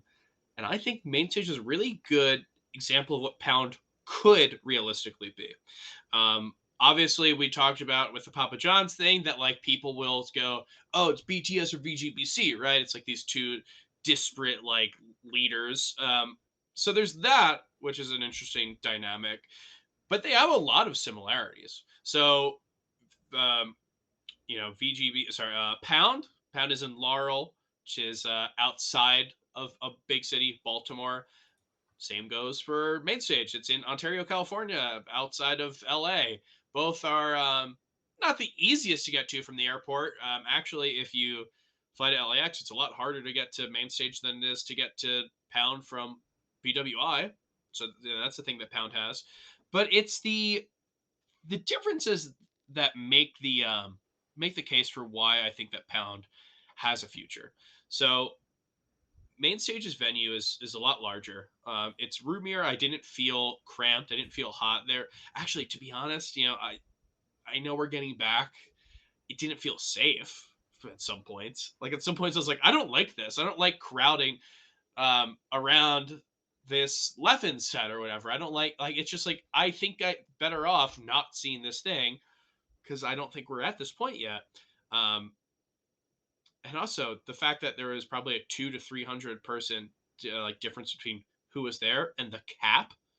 I could not imagine that venue having an extra 300 people in it. That is just crazy to me. But Mainstage is a large venue. Obviously, they have to pay more money for it. It's not the one that they own, like VGBC owns Xanadu. But it's a large venue. They have a ton of setups. The experience as an attendee is just completely different. It's also a walk from the hotel. It's like a 5-10 minute walk. So it's also similar to Pound in that sense, but it's an easy 5 to 10 minute walk. It's one that, in order to get to the hotel, you have to walk through like a business park and then you cross the street and you're there. For Laurel, you have to walk like through this weird little like Yeah, I've been there. there's like a creek there. It's like you have to walk under a bridge and then you have to cross like a big lawn and then you have to cross a huge parking lot, or you can go the opposite way by like going through a construction zone and then underneath like a train station. Like it's very, I don't know. It's something that 24-hour venue is super cool, but I was going to main stage's 24-hour venue after hours and I was not really doing the same thing for Pound. Um, yeah, I don't know. There's a ton of ways that this could be different. And for the future of Pound, what I have to say is that I will not be attending a Pound that has both events there in the Xanadu venue. It's close to me. It was, it was a fun idea to go. But what happened was I really didn't have a great experience this weekend. It was cramped. It was hot. It was something where only later did friendly setups really open up. Um, and also, I spent a ton of money on it. I spent like $250 in Uber rides, but I don't know. That's on me. Um, yeah, I don't know. For the future of Pound, I don't think there's a way where I would be supporting an event that runs 2 games in there. If they want to turn it into a melee event and they want to turn it into an ultimate event, I think that's fine. But if you want to run Pound, like with as prestigious as they probably want it, I don't think they can run it at Xanadu anymore. I think if they want to run it, it has to be in a convention center, it has to be in a ballroom, has to be something that can fit their aspirations. Because currently, what they're able to accommodate and what they want to accommodate are 2 different things.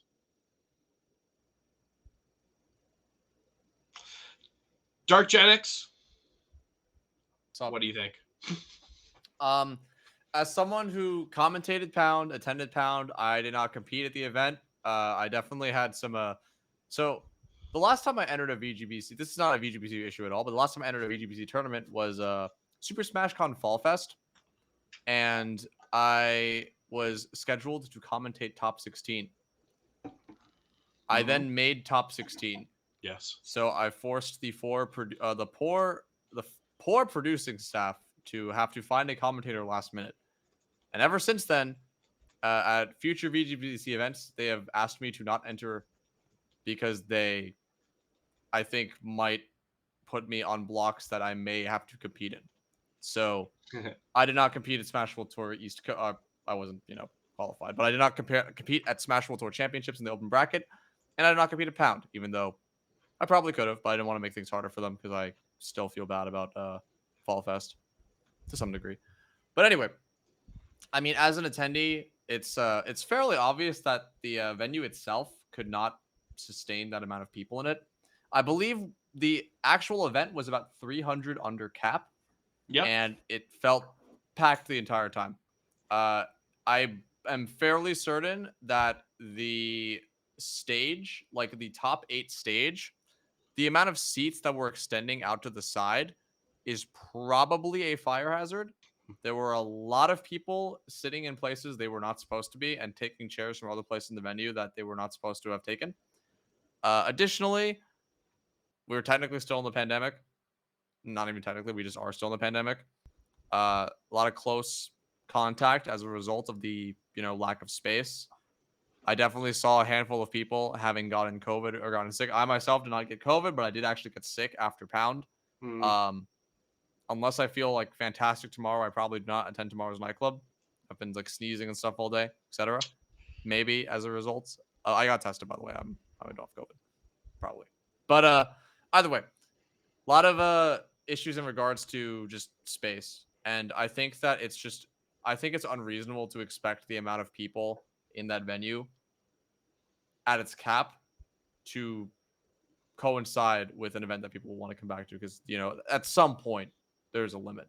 And I get the idea, wanting to have a classic Melee and newest Smash game major in MDVA, and you have a great venue, and I understand that, but at the same time, it's like there's going to be a limited amount of setups. I definitely saw on Saturday there were a bunch of setups just taken up, and you couldn't get a friendly setup. And then Yeah. after dinner, it was a 24-hour venue, and it was advertised, right? The only people I saw in the venue after 12 a.m. when I got back to the venue were Bobby Big Balls recording people on his live stream, and maybe like 4 setups with people on them, 1 or 2 of which were someone playing against a CPU. And a lot of people were just returning to the Hilton Doubletree to play friendlies, even though there were setups in the venue, because you cannot walk to the hotel. You have to Yeah. take a school bus or an Uber or a car. And I didn't even stay in the Hilton Doubletree. I stayed in the Marriott, like 10 minutes away, because I had a not amazing experience the one time I stayed in the Doubletree. But anyway, And that's not even the Roach Hotel. that was not. I did not stay in the Roach Hotel. I definitely remember at Smash Bros. For East Coast, there was the players were supposed to be in a Roach Hotel, and myself and turned down for Walt. We stayed in the Marriott because I just saw bad reviews about the Roach Hotel, and lo and behold, who messages me about the person I edit videos for at 2 a.m. talking about some friends she found in her room. So. I will say I spent 2 consecutive weekends in the Roach Hotel, and my only issue was that the floor length mirror fell down, which is maybe not the best thing in the world, but I did not have any roaches. Yeah, I mean, on a positive note, there are good things about this event. I don't want to come away from this acting like this is like a complete beat down. I did really like, you talk about how it was really hard to get friendlies. I do think at certain points friendlies were pretty accessible, and being in a different part of the venue was nice. They have their little Xanadu thing where they hold all the weeklies. They had a lot of CRTs there. They had some monitors which no one was playing on, but Sunday it was really easy to play friendlies at that point. I just didn't bring my controller, so I didn't get to play any. So I will say that like they had an area for friendlies that was separated from bracket, which is very nice. In a Melee only event, that'd be wonderful. They have a really cool lounge section. I spent some time sitting on those chairs, very comfortable. I liked having a little place where you could just go and sit down. That is something that majors don't really have to that extent. Just like a place where you can go chill, but also be close enough where if you're playing, and you need to get, if a stream runner needs to get you, they can, stuff like that. I thought that was really cool. So I don't think it's too far gone. I like the bag checks. I like that the VIP room had security. I enjoyed that there was a little outdoor area where people could sit and just chill and relax and watch the horses and such. I like that there was an upstairs balcony area that they didn't close off. There was a lot of good in this event. I agree with you, and I'm also not trying to come off of this as like this is the worst event ever, never support a Pound series. Like, definitely there are good things, but I was asked about the bad. So I would go to a Pound again if it were not 2 games in Xanadu. I would go to a Pound again if it were 1 game in Xanadu, because you look at Glitch, and Glitch is the thing that makes me believe that this can work. Glitch is the ultimate regionals that they've been having, which are basically majors at this point. They've grown from like a Smash 4 regional, which was very strong, to I don't think they've ever hit 1,000 entrants, but they've been just under that. They've hit like 900, they've hit 700, they've hit really like a high number of entrants, and the care that they put into them is crazy. You go there and it's like, this is the Konami like Glitch, and you're like, if you win an award, it's like a Metal Gear Solid like case that says like Glitch, singles or whatever, first place. You can take a picture with like the Dracula chair from Castlevania. The amount of care that they put into the Glitch events is what makes me know that a Melee event could work there, or just any single game event can. It's Pound being a double event, being a major, right? Being like trying to fill the hole of what Pound used to be when it was not in Xanadu. That's the one where I get a little worried about. So I don't know. I would like to see that, the change be made in some sense before I'm able to go again. I understand that, I'm like a guy who does not have to pay like the venue cost if they want to move to a bigger venue. I understand that. I'm not the one paying for a ballroom although I'm recommending one, but I have trouble going into another pound with that same exact thing without any significant changes. So who knows? But yeah, I hope to see something from them. I do think that this is not the end of Pound, but I think Pound would need a change to get back to what it was before.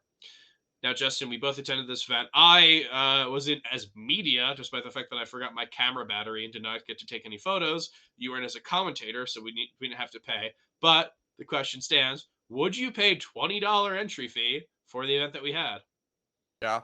But also at the same time, it comes with the context that I'm not as a surprise or secret, don't particularly mind the entry fee to an event due Yeah. to the amount of money that I have to spend on Smash stuff. I try to say this in the least ass hatty way possible. So I am perfectly content with spending $20 on entry fee, although I don't think that solves virtually any of the problems that come to mind in regards to Smashers being funded, tournaments being paid out, players outside of the top 8 having money. And it's like $20 entry fee is like a short-term non-solution to a significantly larger problem that I think is potentially not solvable. Yeah, Justin, I think you're right on a lot of this. And, we've actually been seeing events charge $15 entry fee for a lot of these things. So the change from $10 is not monumental. But when it's been $10 for as long as it has, or if it's $15, the change to 20 is big enough where I think it necessitates a reason. If I'm going to Genesis, the biggest event of the year, like a marquee event, a can't miss event, I can understand that being 20 because I'm paying for the experience. Or if I'm going to an event that gives me something more, right? If it's Shine, which tries to run like top 96 best of 5, that's a different experience. That might be $20. But of all the reasons that I can think of to change from $10 or even 15 to 20, the reason that I think is the worst is that HBox needs more money. I know that he's the guy to say this. He wasn't even the first guy. It was Meister who brought it up. But the idea that top level players are like the 8 people who have actually make money, the 8 people of a 1,500 person event, if it's Genesis, the fact that that is the person who should benefit, I don't agree with. Edwin, what are your thoughts on this?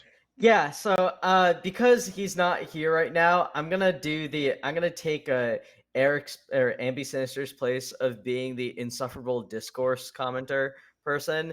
And I think it's so funny that the way people are positioning the $20, look, it's not even that like 5 or 20 to 10 is proven to like decrease attendance or whatever, right? Like I couldn't really I don't really like if I have to pay $20 to go to Genesis, at least for me in particular, yeah, sure, I'll do it. It's Genesis or Big House, right?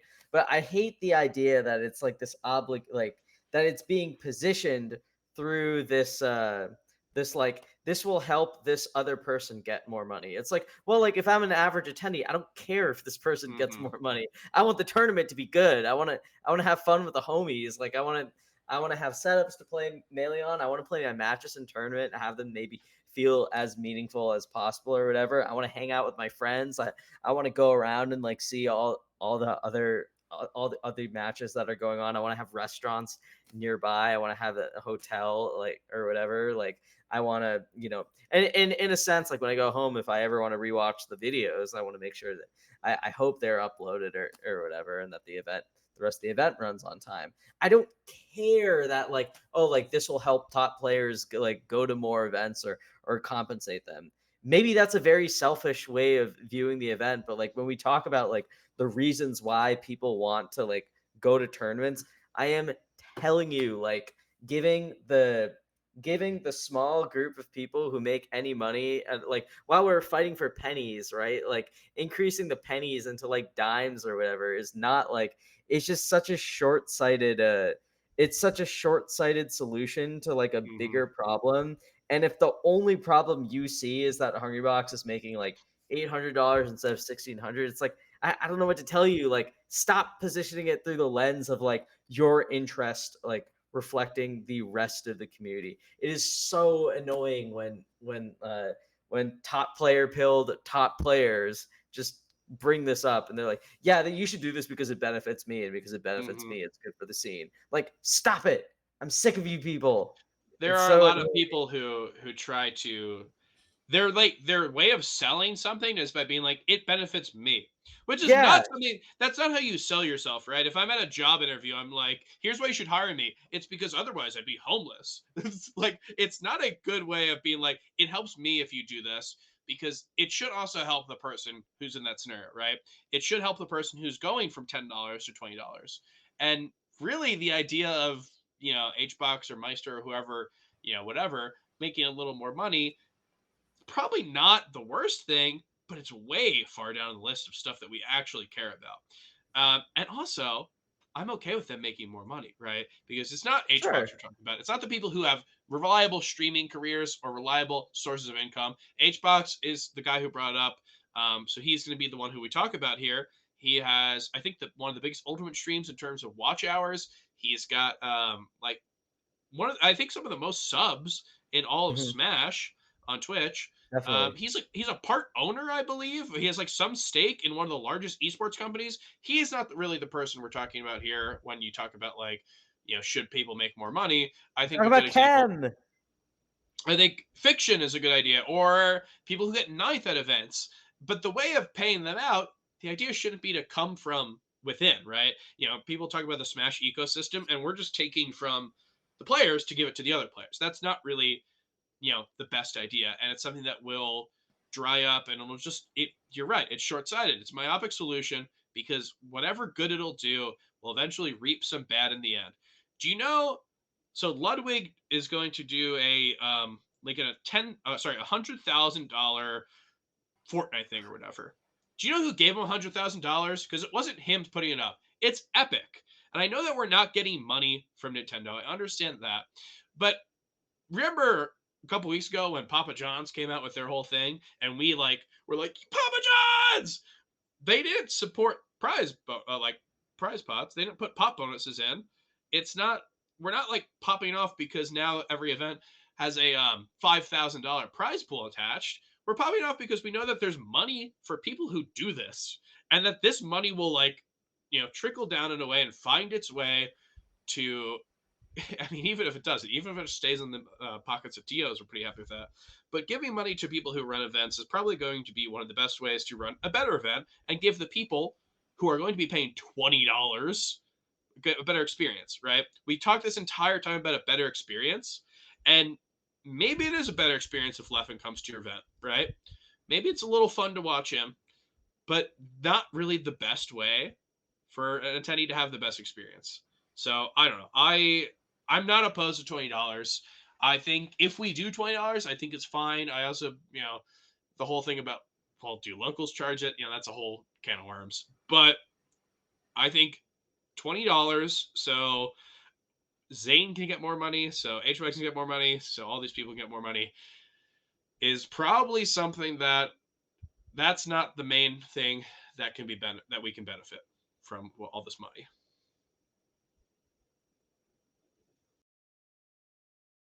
You have anything you want to say on this, Justin? I think we're all kind of in agreement of this. You took the words out of my mouth. I was basically going to say that, like, $20 entry fee going towards, like, first of all, I'm pretty sure, and correct me if I'm wrong, ignore Summit. If a non-sponsored, let's say JMOOC, pays out of pocket to go to every single major for the rest of the year Mm-hmm. and wins every tournament, Mm-hmm. I'm pretty sure he ends the year in the red. Pretty Uh, sure. Pretty sure. it's possible. Maybe not first place. If you say fifth place, I think that's. If you go to every major and he top eights every major and doesn't win every major, yeah, I'm pretty sure he goes in the red. I think that's in the red. Every player with the ability to do that is having their finances compensated by a team. Hopefully, yeah, to some degree. I mean, I've talked with and/or I'm friends with some like top players, and they have trips compensated for them. Yeah. Additionally, A lot of them stream. Hungrybox makes a lot. Like I assure you that even if Hungrybox £1, he would have made more money just sitting home streaming a Yeah. restream of Pound. It's not about the money. If you're competing, honestly, if you are going into Melee with the intention of making money by competing, like stop playing this game. That Mhm. you are not playing the right video game. Yeah, I mean, Aiden, a good friend of the show, Aiden put out a really great stream the other day when he was talking about like the reasons why different like the top smashers go to events like the Big House and Genesis and whatnot, and like where their income sources are. Like if Genesis had $100,000 or $50,000 or even $2,000, right? Like it's still Genesis. The majority of their Mhm. Justin, you're putting it in a really good sense, but I want to kind of add on to the fact that like it's not the prestige of winning that kind of event stands out on its own. It's almost adjacent. It's like a cherry on top of like where their actual career is coming from, which is obviously like subscribers, sponsorships, advertising if they're a content creator and whatnot, right? Like I just think that we getting a little lost in the weeds here, right? Not I don't not know. us, but I mean like And the Yeah. whole. Aiden also brought this up during his entire video, which I would recommend heavily to watch. Mhm. But in addition to the TOs and the people running events and the staff and the stream runners and all those people, there are the players who are, very, very skilled at the game in the like 30 to 50 range Mhm. Yes, who are absolutely. not even Chem. remotely close to making money. Chem is a I don't know great why example. Chem is always my I first don't know why example. Chem's example. I love Chem. He was going to be one of my Right. VIPs at Summit. I was going to bring him, but he's on vacation. Mhm. But what is it? Like a player like Chem, he's not making money off this game. He is No. extremely skilled. He's put years and years of time and effort into the game. He's not on a team. He's in school. Like, how are we supposed to encourage someone like that to continue playing the game monetarily if he's going red at every tournament and Mhm. getting very little benefit or eyes on him as a result of sponsors not wanting to particularly sign a player in that range? And if you're like as a sponsor, like why would you sign someone of that range when you can get Mhm. someone higher up with more of a stream brand, with more notoriety, and with better results for a low price? I know the salaries of top 15 players, and some of them are it's lower than a minimum wage job. Yeah. Well, I mean, I don't think I've mentioned this on the show, but I've talked about streaming, and I think you need over 1,000 subs a month to hit $15 an hour, 40-hour work week. Which I understand $15 an hour is not minimum wage. It's not minimum wage where I am in my current state, but in the state I'm currently in.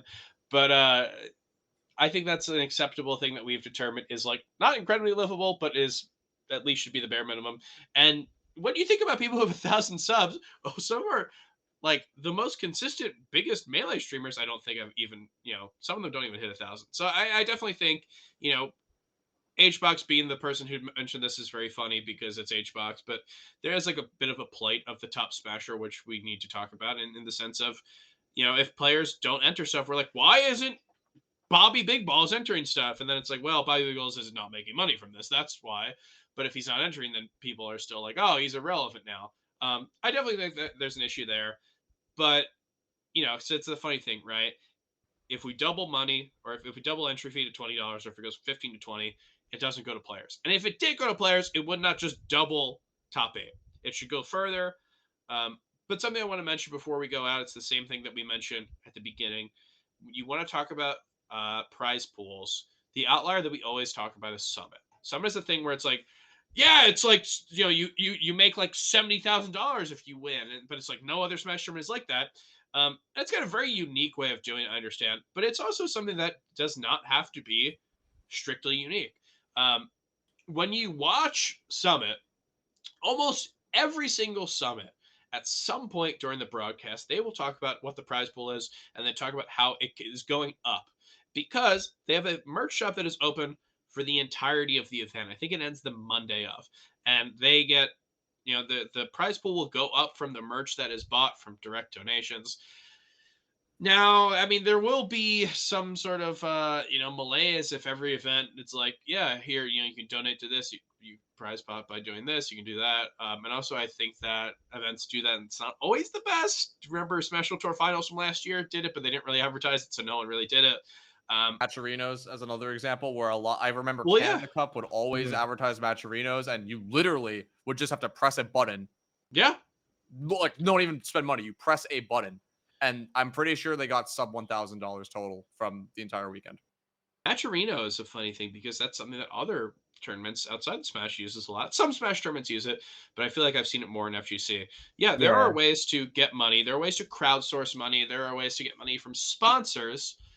Um, there are lots of ways to increase the amount of money that we have given to players or that we just have in events.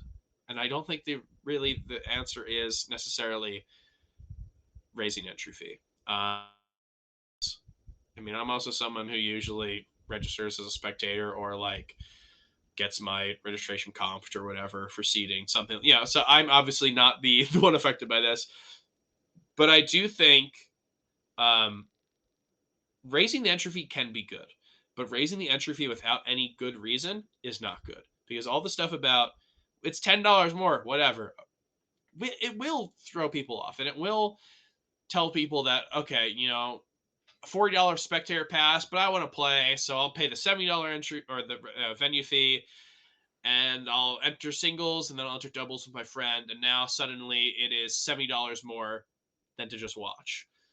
So I do think that there is a point where we get to where if you don't feel like your experience is actually benefited from a $20 venue fee or a $20 entry fee, then I think there's no reason why we should be doing that. But I think there are good reasons. So I don't know. Maybe I'm wishy-washy on this. I think there's great reasons. I think if you do it without using one of the great reasons and without giving it back to the attendee in some way, then I don't think it should be done. Yeah, I completely agree. Also, for Just super yeah. major, the last thing I would say is this is for regionals where there's primarily it's basically just like a giant local with maybe a top player from out of region or something like that. $20 entry fee is usually pretty unwarranted. I think that if you are going to Genesis, you are probably spending upwards of a few $100s on flight and travel. So Yeah. the extra $10 entry fee, even if you're entering both singles and doubles, is very negligible. And if the extra $20 is a defining factor on not attending a super major, I'm pretty sure you should not be attending the super major to begin with. But but at the same time, that extra $10, it's not going to go towards the bettering of the experience for a majority of players, even if that $10 goes to the 9 to 25 range of a tournament. Mm-hmm. Like, that will not impact the average player at Genesis if Zuppy gets paid a little bit more, or Zuppy gets paid out for getting 33rd, Yeah. I don't know. I think they're I'm okay if people want to do it. And also inflation, I think it's fine. No, But I'm completely fine with increasing the entry fee to $20. yeah, It's just if you increase the entry fee, that money should not go to the top 8.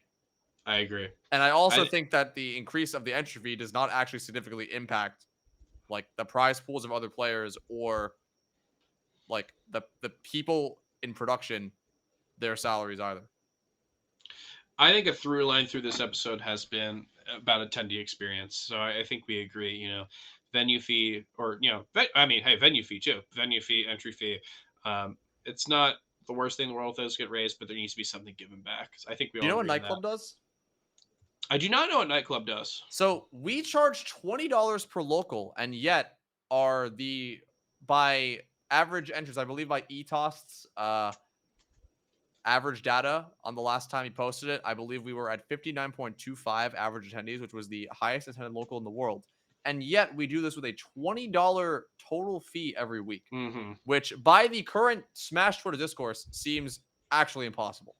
How do we do that? We are a local. And, there's a bar for people to hang out and get drinks at. There's a Red Bull. Also, this is because of the venue, not because of us. But Yeah. there's Mhm. an arcade for people to play games at. We got NBA Jam if you want to play against your friends. I played with a stunt beast, 404 Cray, and a 404 Cray's girlfriend Jess, and we just had a great time just playing NBA Jam while people were, playing Did you do the friendlies. code so you could play Bill Clinton?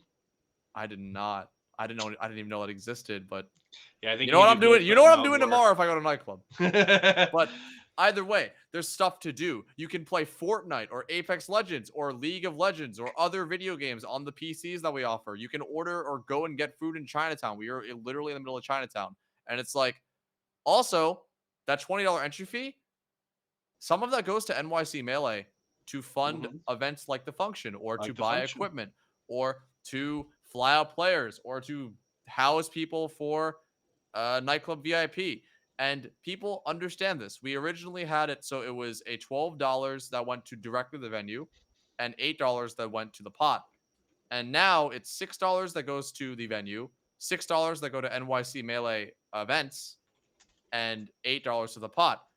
And our community is completely fine with it. They know this and they want to support our events because we put on a good show for them every week and try our best to provide a quality Melee experience, not only in the terms of Melee itself, but also in terms of, community building and meeting friends who play Melee and building those relationships with both the community as well as like personal relationships with the people who play the game that you play in your region.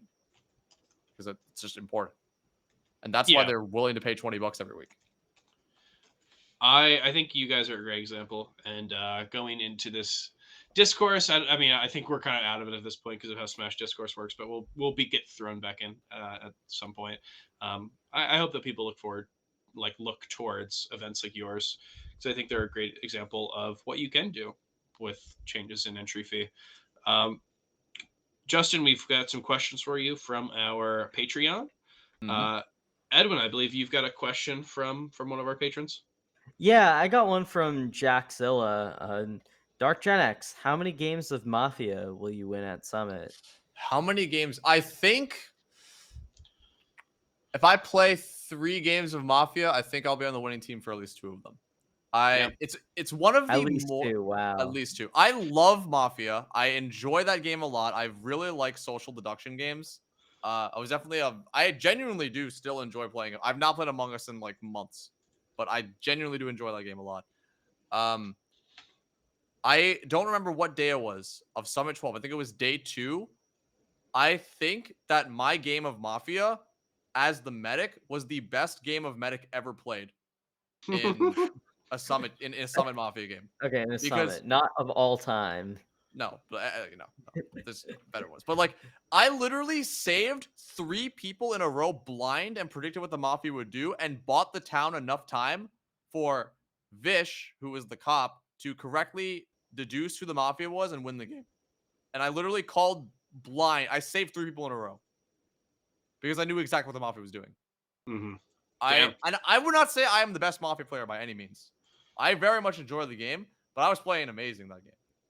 And what's your record Summit wise? I have no idea.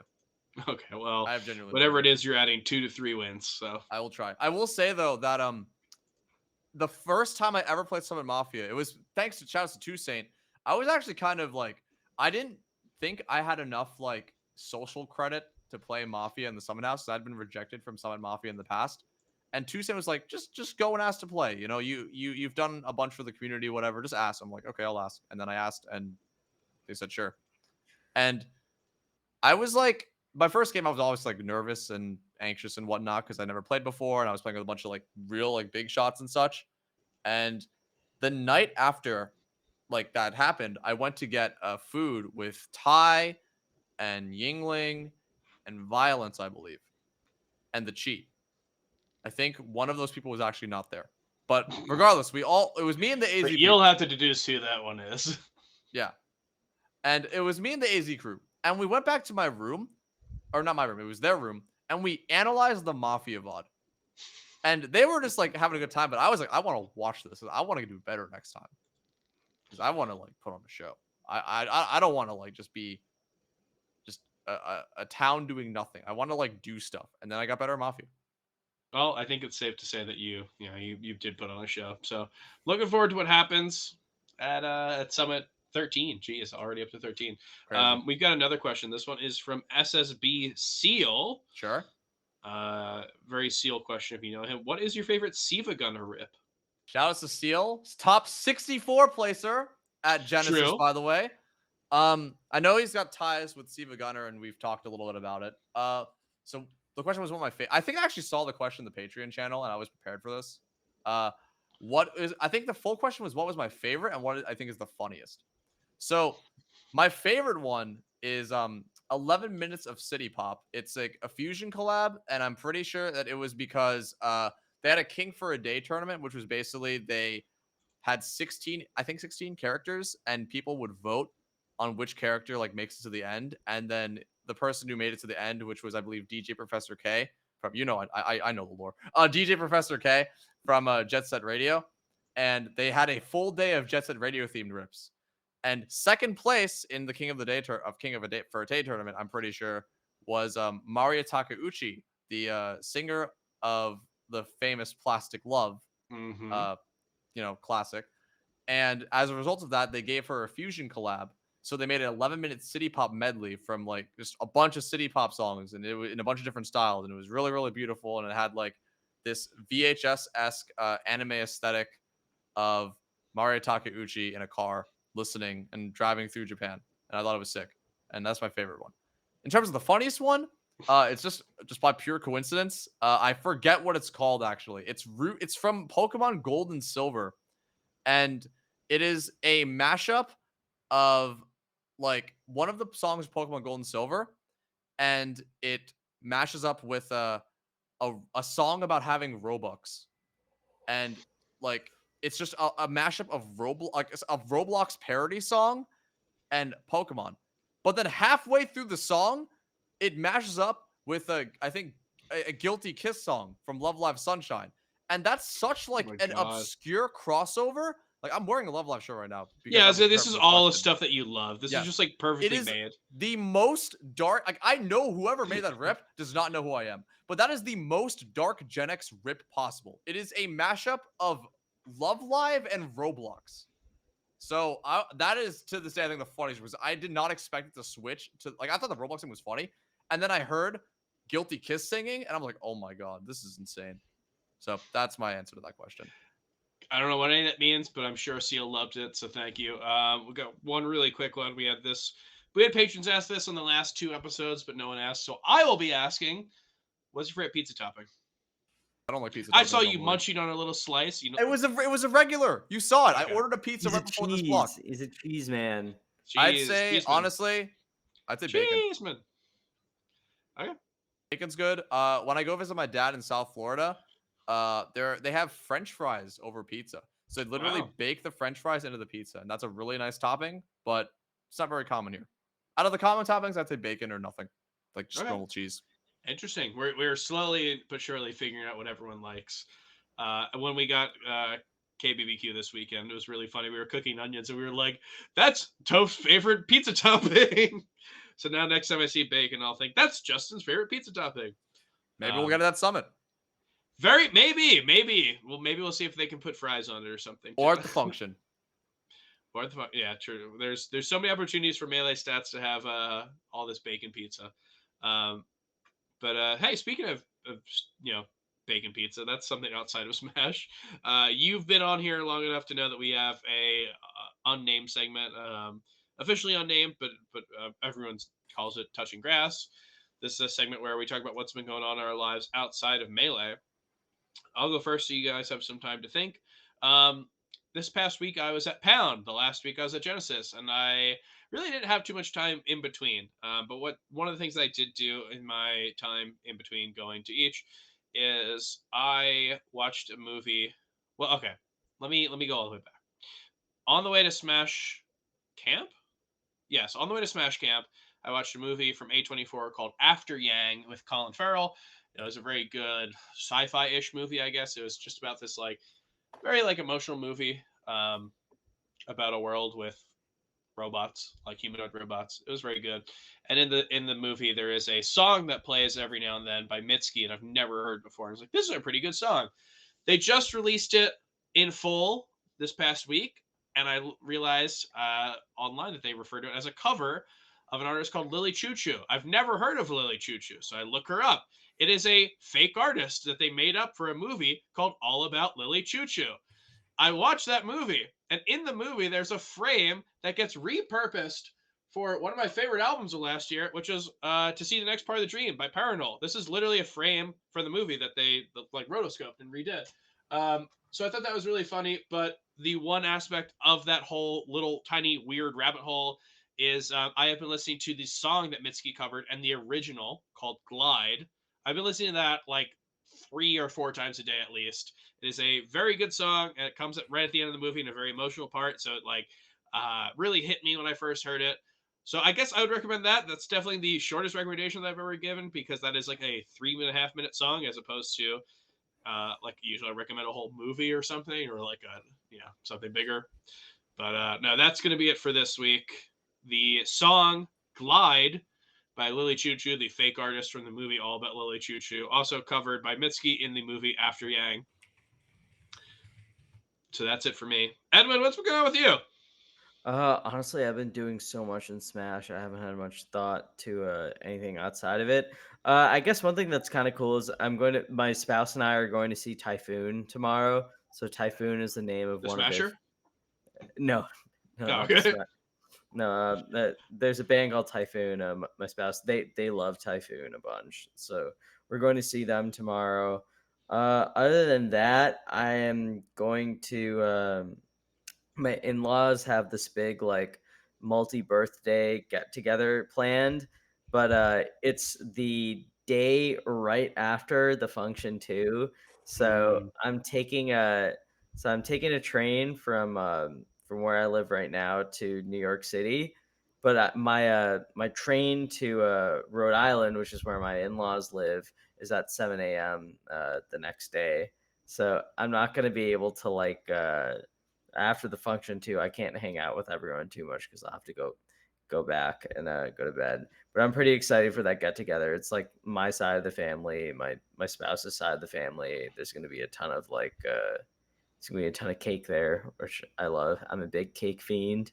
What's your favorite type So of cake? I really like anything like pistachio-y, but Okay. honestly, anything with Didn't like expect that. yeah, I know it's kind of out there. I like anything with just like frosting, to be honest, like buttercream, vanilla frosting, pistachio, raspberry cakes. I like a lot. Banana cakes, if you can make, if you've ever had those, are great. Um, yeah, I'm just a big cake guy. Although I might be more of a frosting guy, like thinking about it more, but I don't know. Yeah, I've been pretty boring outside of Smash lately. Smash has just been like totally on my mind and in my day to day. Well, I'm happy that you're going to get some cake, or I'm happy that you're going to get some frosting, whichever you like more. Justin, you obviously have been doing a lot in terms of getting into Smash Summit, but has there been anything that you've been up to outside of all that? Unfortunately, I don't think I can say that I have been doing very much outside of Smash. My last couple of weeks have been pretty occupied with, attending Pound, like campaigning for Summit, editing and releasing and filming 14 different skits.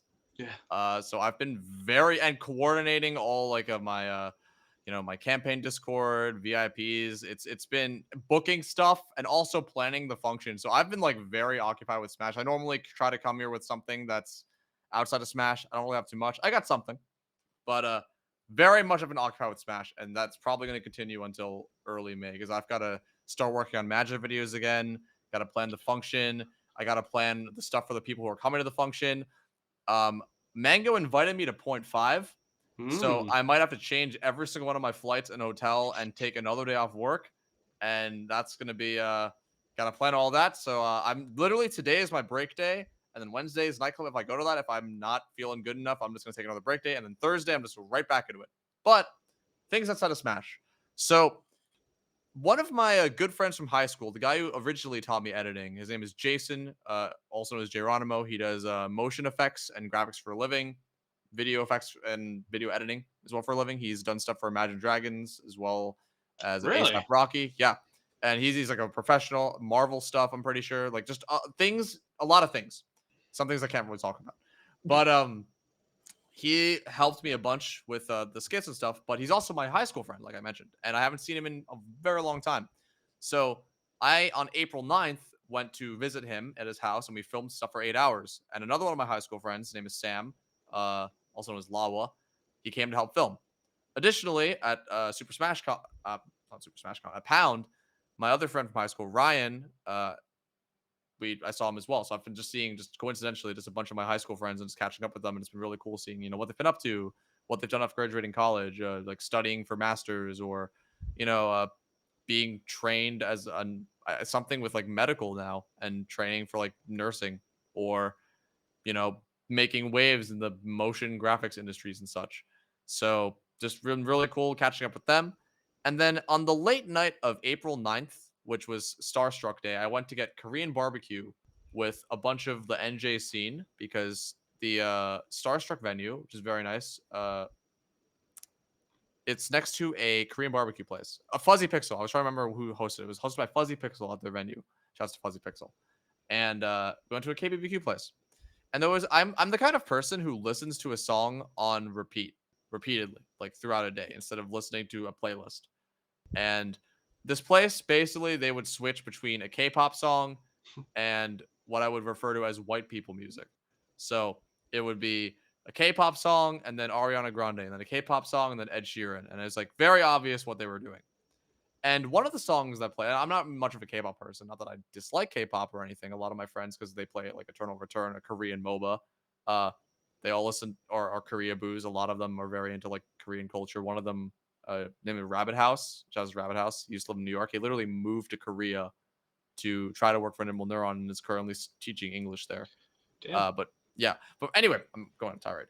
I heard a song, and I really liked that one song, and it was Psycho by Red Velvet. And I've heard Red Velvet songs before. Like I like Russian Roulette, but I've never really been familiar with them. And I listened to Psycho, and I was like, well, this song is sick.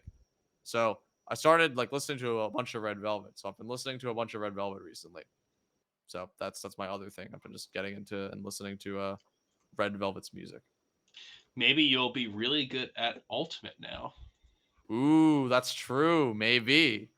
I think they all like Twice, but I've seen some Red Velvet love, but I think Twice is the main squeeze for a lot of them.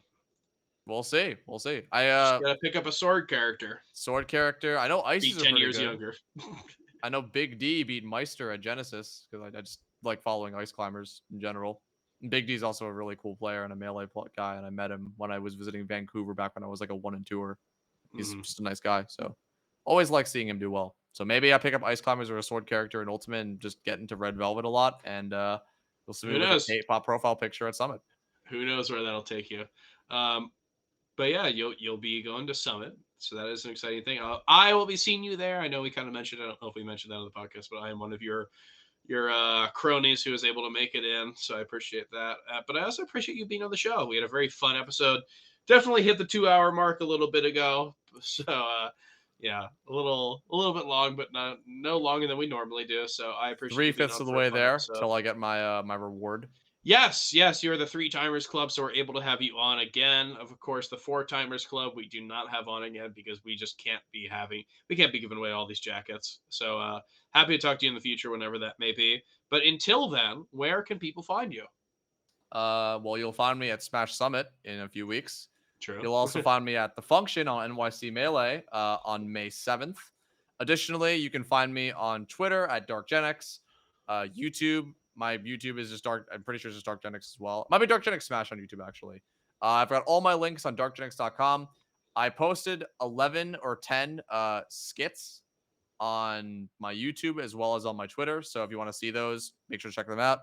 I'm also pretty sure that the last time I talked to you was before I started doing the fish videos. I'm not exactly sure. I don't remember. I think you might have just started. I might have just started. Yeah. It was after Smash World Tour, right? It was Probably. 10 episodes ago, whenever that lands us. Yeah, Yeah, and I'm pretty sure that whatever. But regardless, so I make fish videos every week using the SpongeBob voice that are called This Week in Melee, and SpongeBob Fish says breaking news and tells you the weekly news, and you can find that on Twitter, on YouTube, on TikTok, and on Facebook, Melee Hell, and on Reddit. I've been posting them literally everywhere. So every week you want your Melee news, go there. Very good. And yeah, if you want to find us on YouTube, you can just search Melee Stats. That's where we're going to have our long form content. So our video essays are going to be over there. You can also go while you're on there to Melee Stats Archive. That's where episodes of this is going to be posted. And I think we have some other like hand recorded sets, so we might upload some on there. We've got some of Pipsqueak from this past event, our sponsor player. So maybe Nice. those will go up on there as well. If you want to catch episodes of these while they're live, you can do so on twitch.tv/Melee Stats. Follow us over on Twitter at Melee Stats Pod. We're going to be posting result tweets. We're also going to have links to the articles that we put out, such as Monday Morning Marth and When's Melee. Those articles are going to be over on meleestats.co, so you can find them there. And if you just love everything you do and you want to support us, you can do so on patreon.com/meleestats. Justin, thank you so much for being on. I enjoy talking to you so much, but also I will enjoy seeing you in person at Summit 13. Congratulations on everything. And we will be seeing you soon. And we will be seeing you soon as well, viewers. I know we didn't talk about LTC, but maybe we'll talk about it next week. We're going to go bi-weekly, but it's a little too juicy. So we will see you next week. Thanks for tuning in. Peace. Thanks, guys.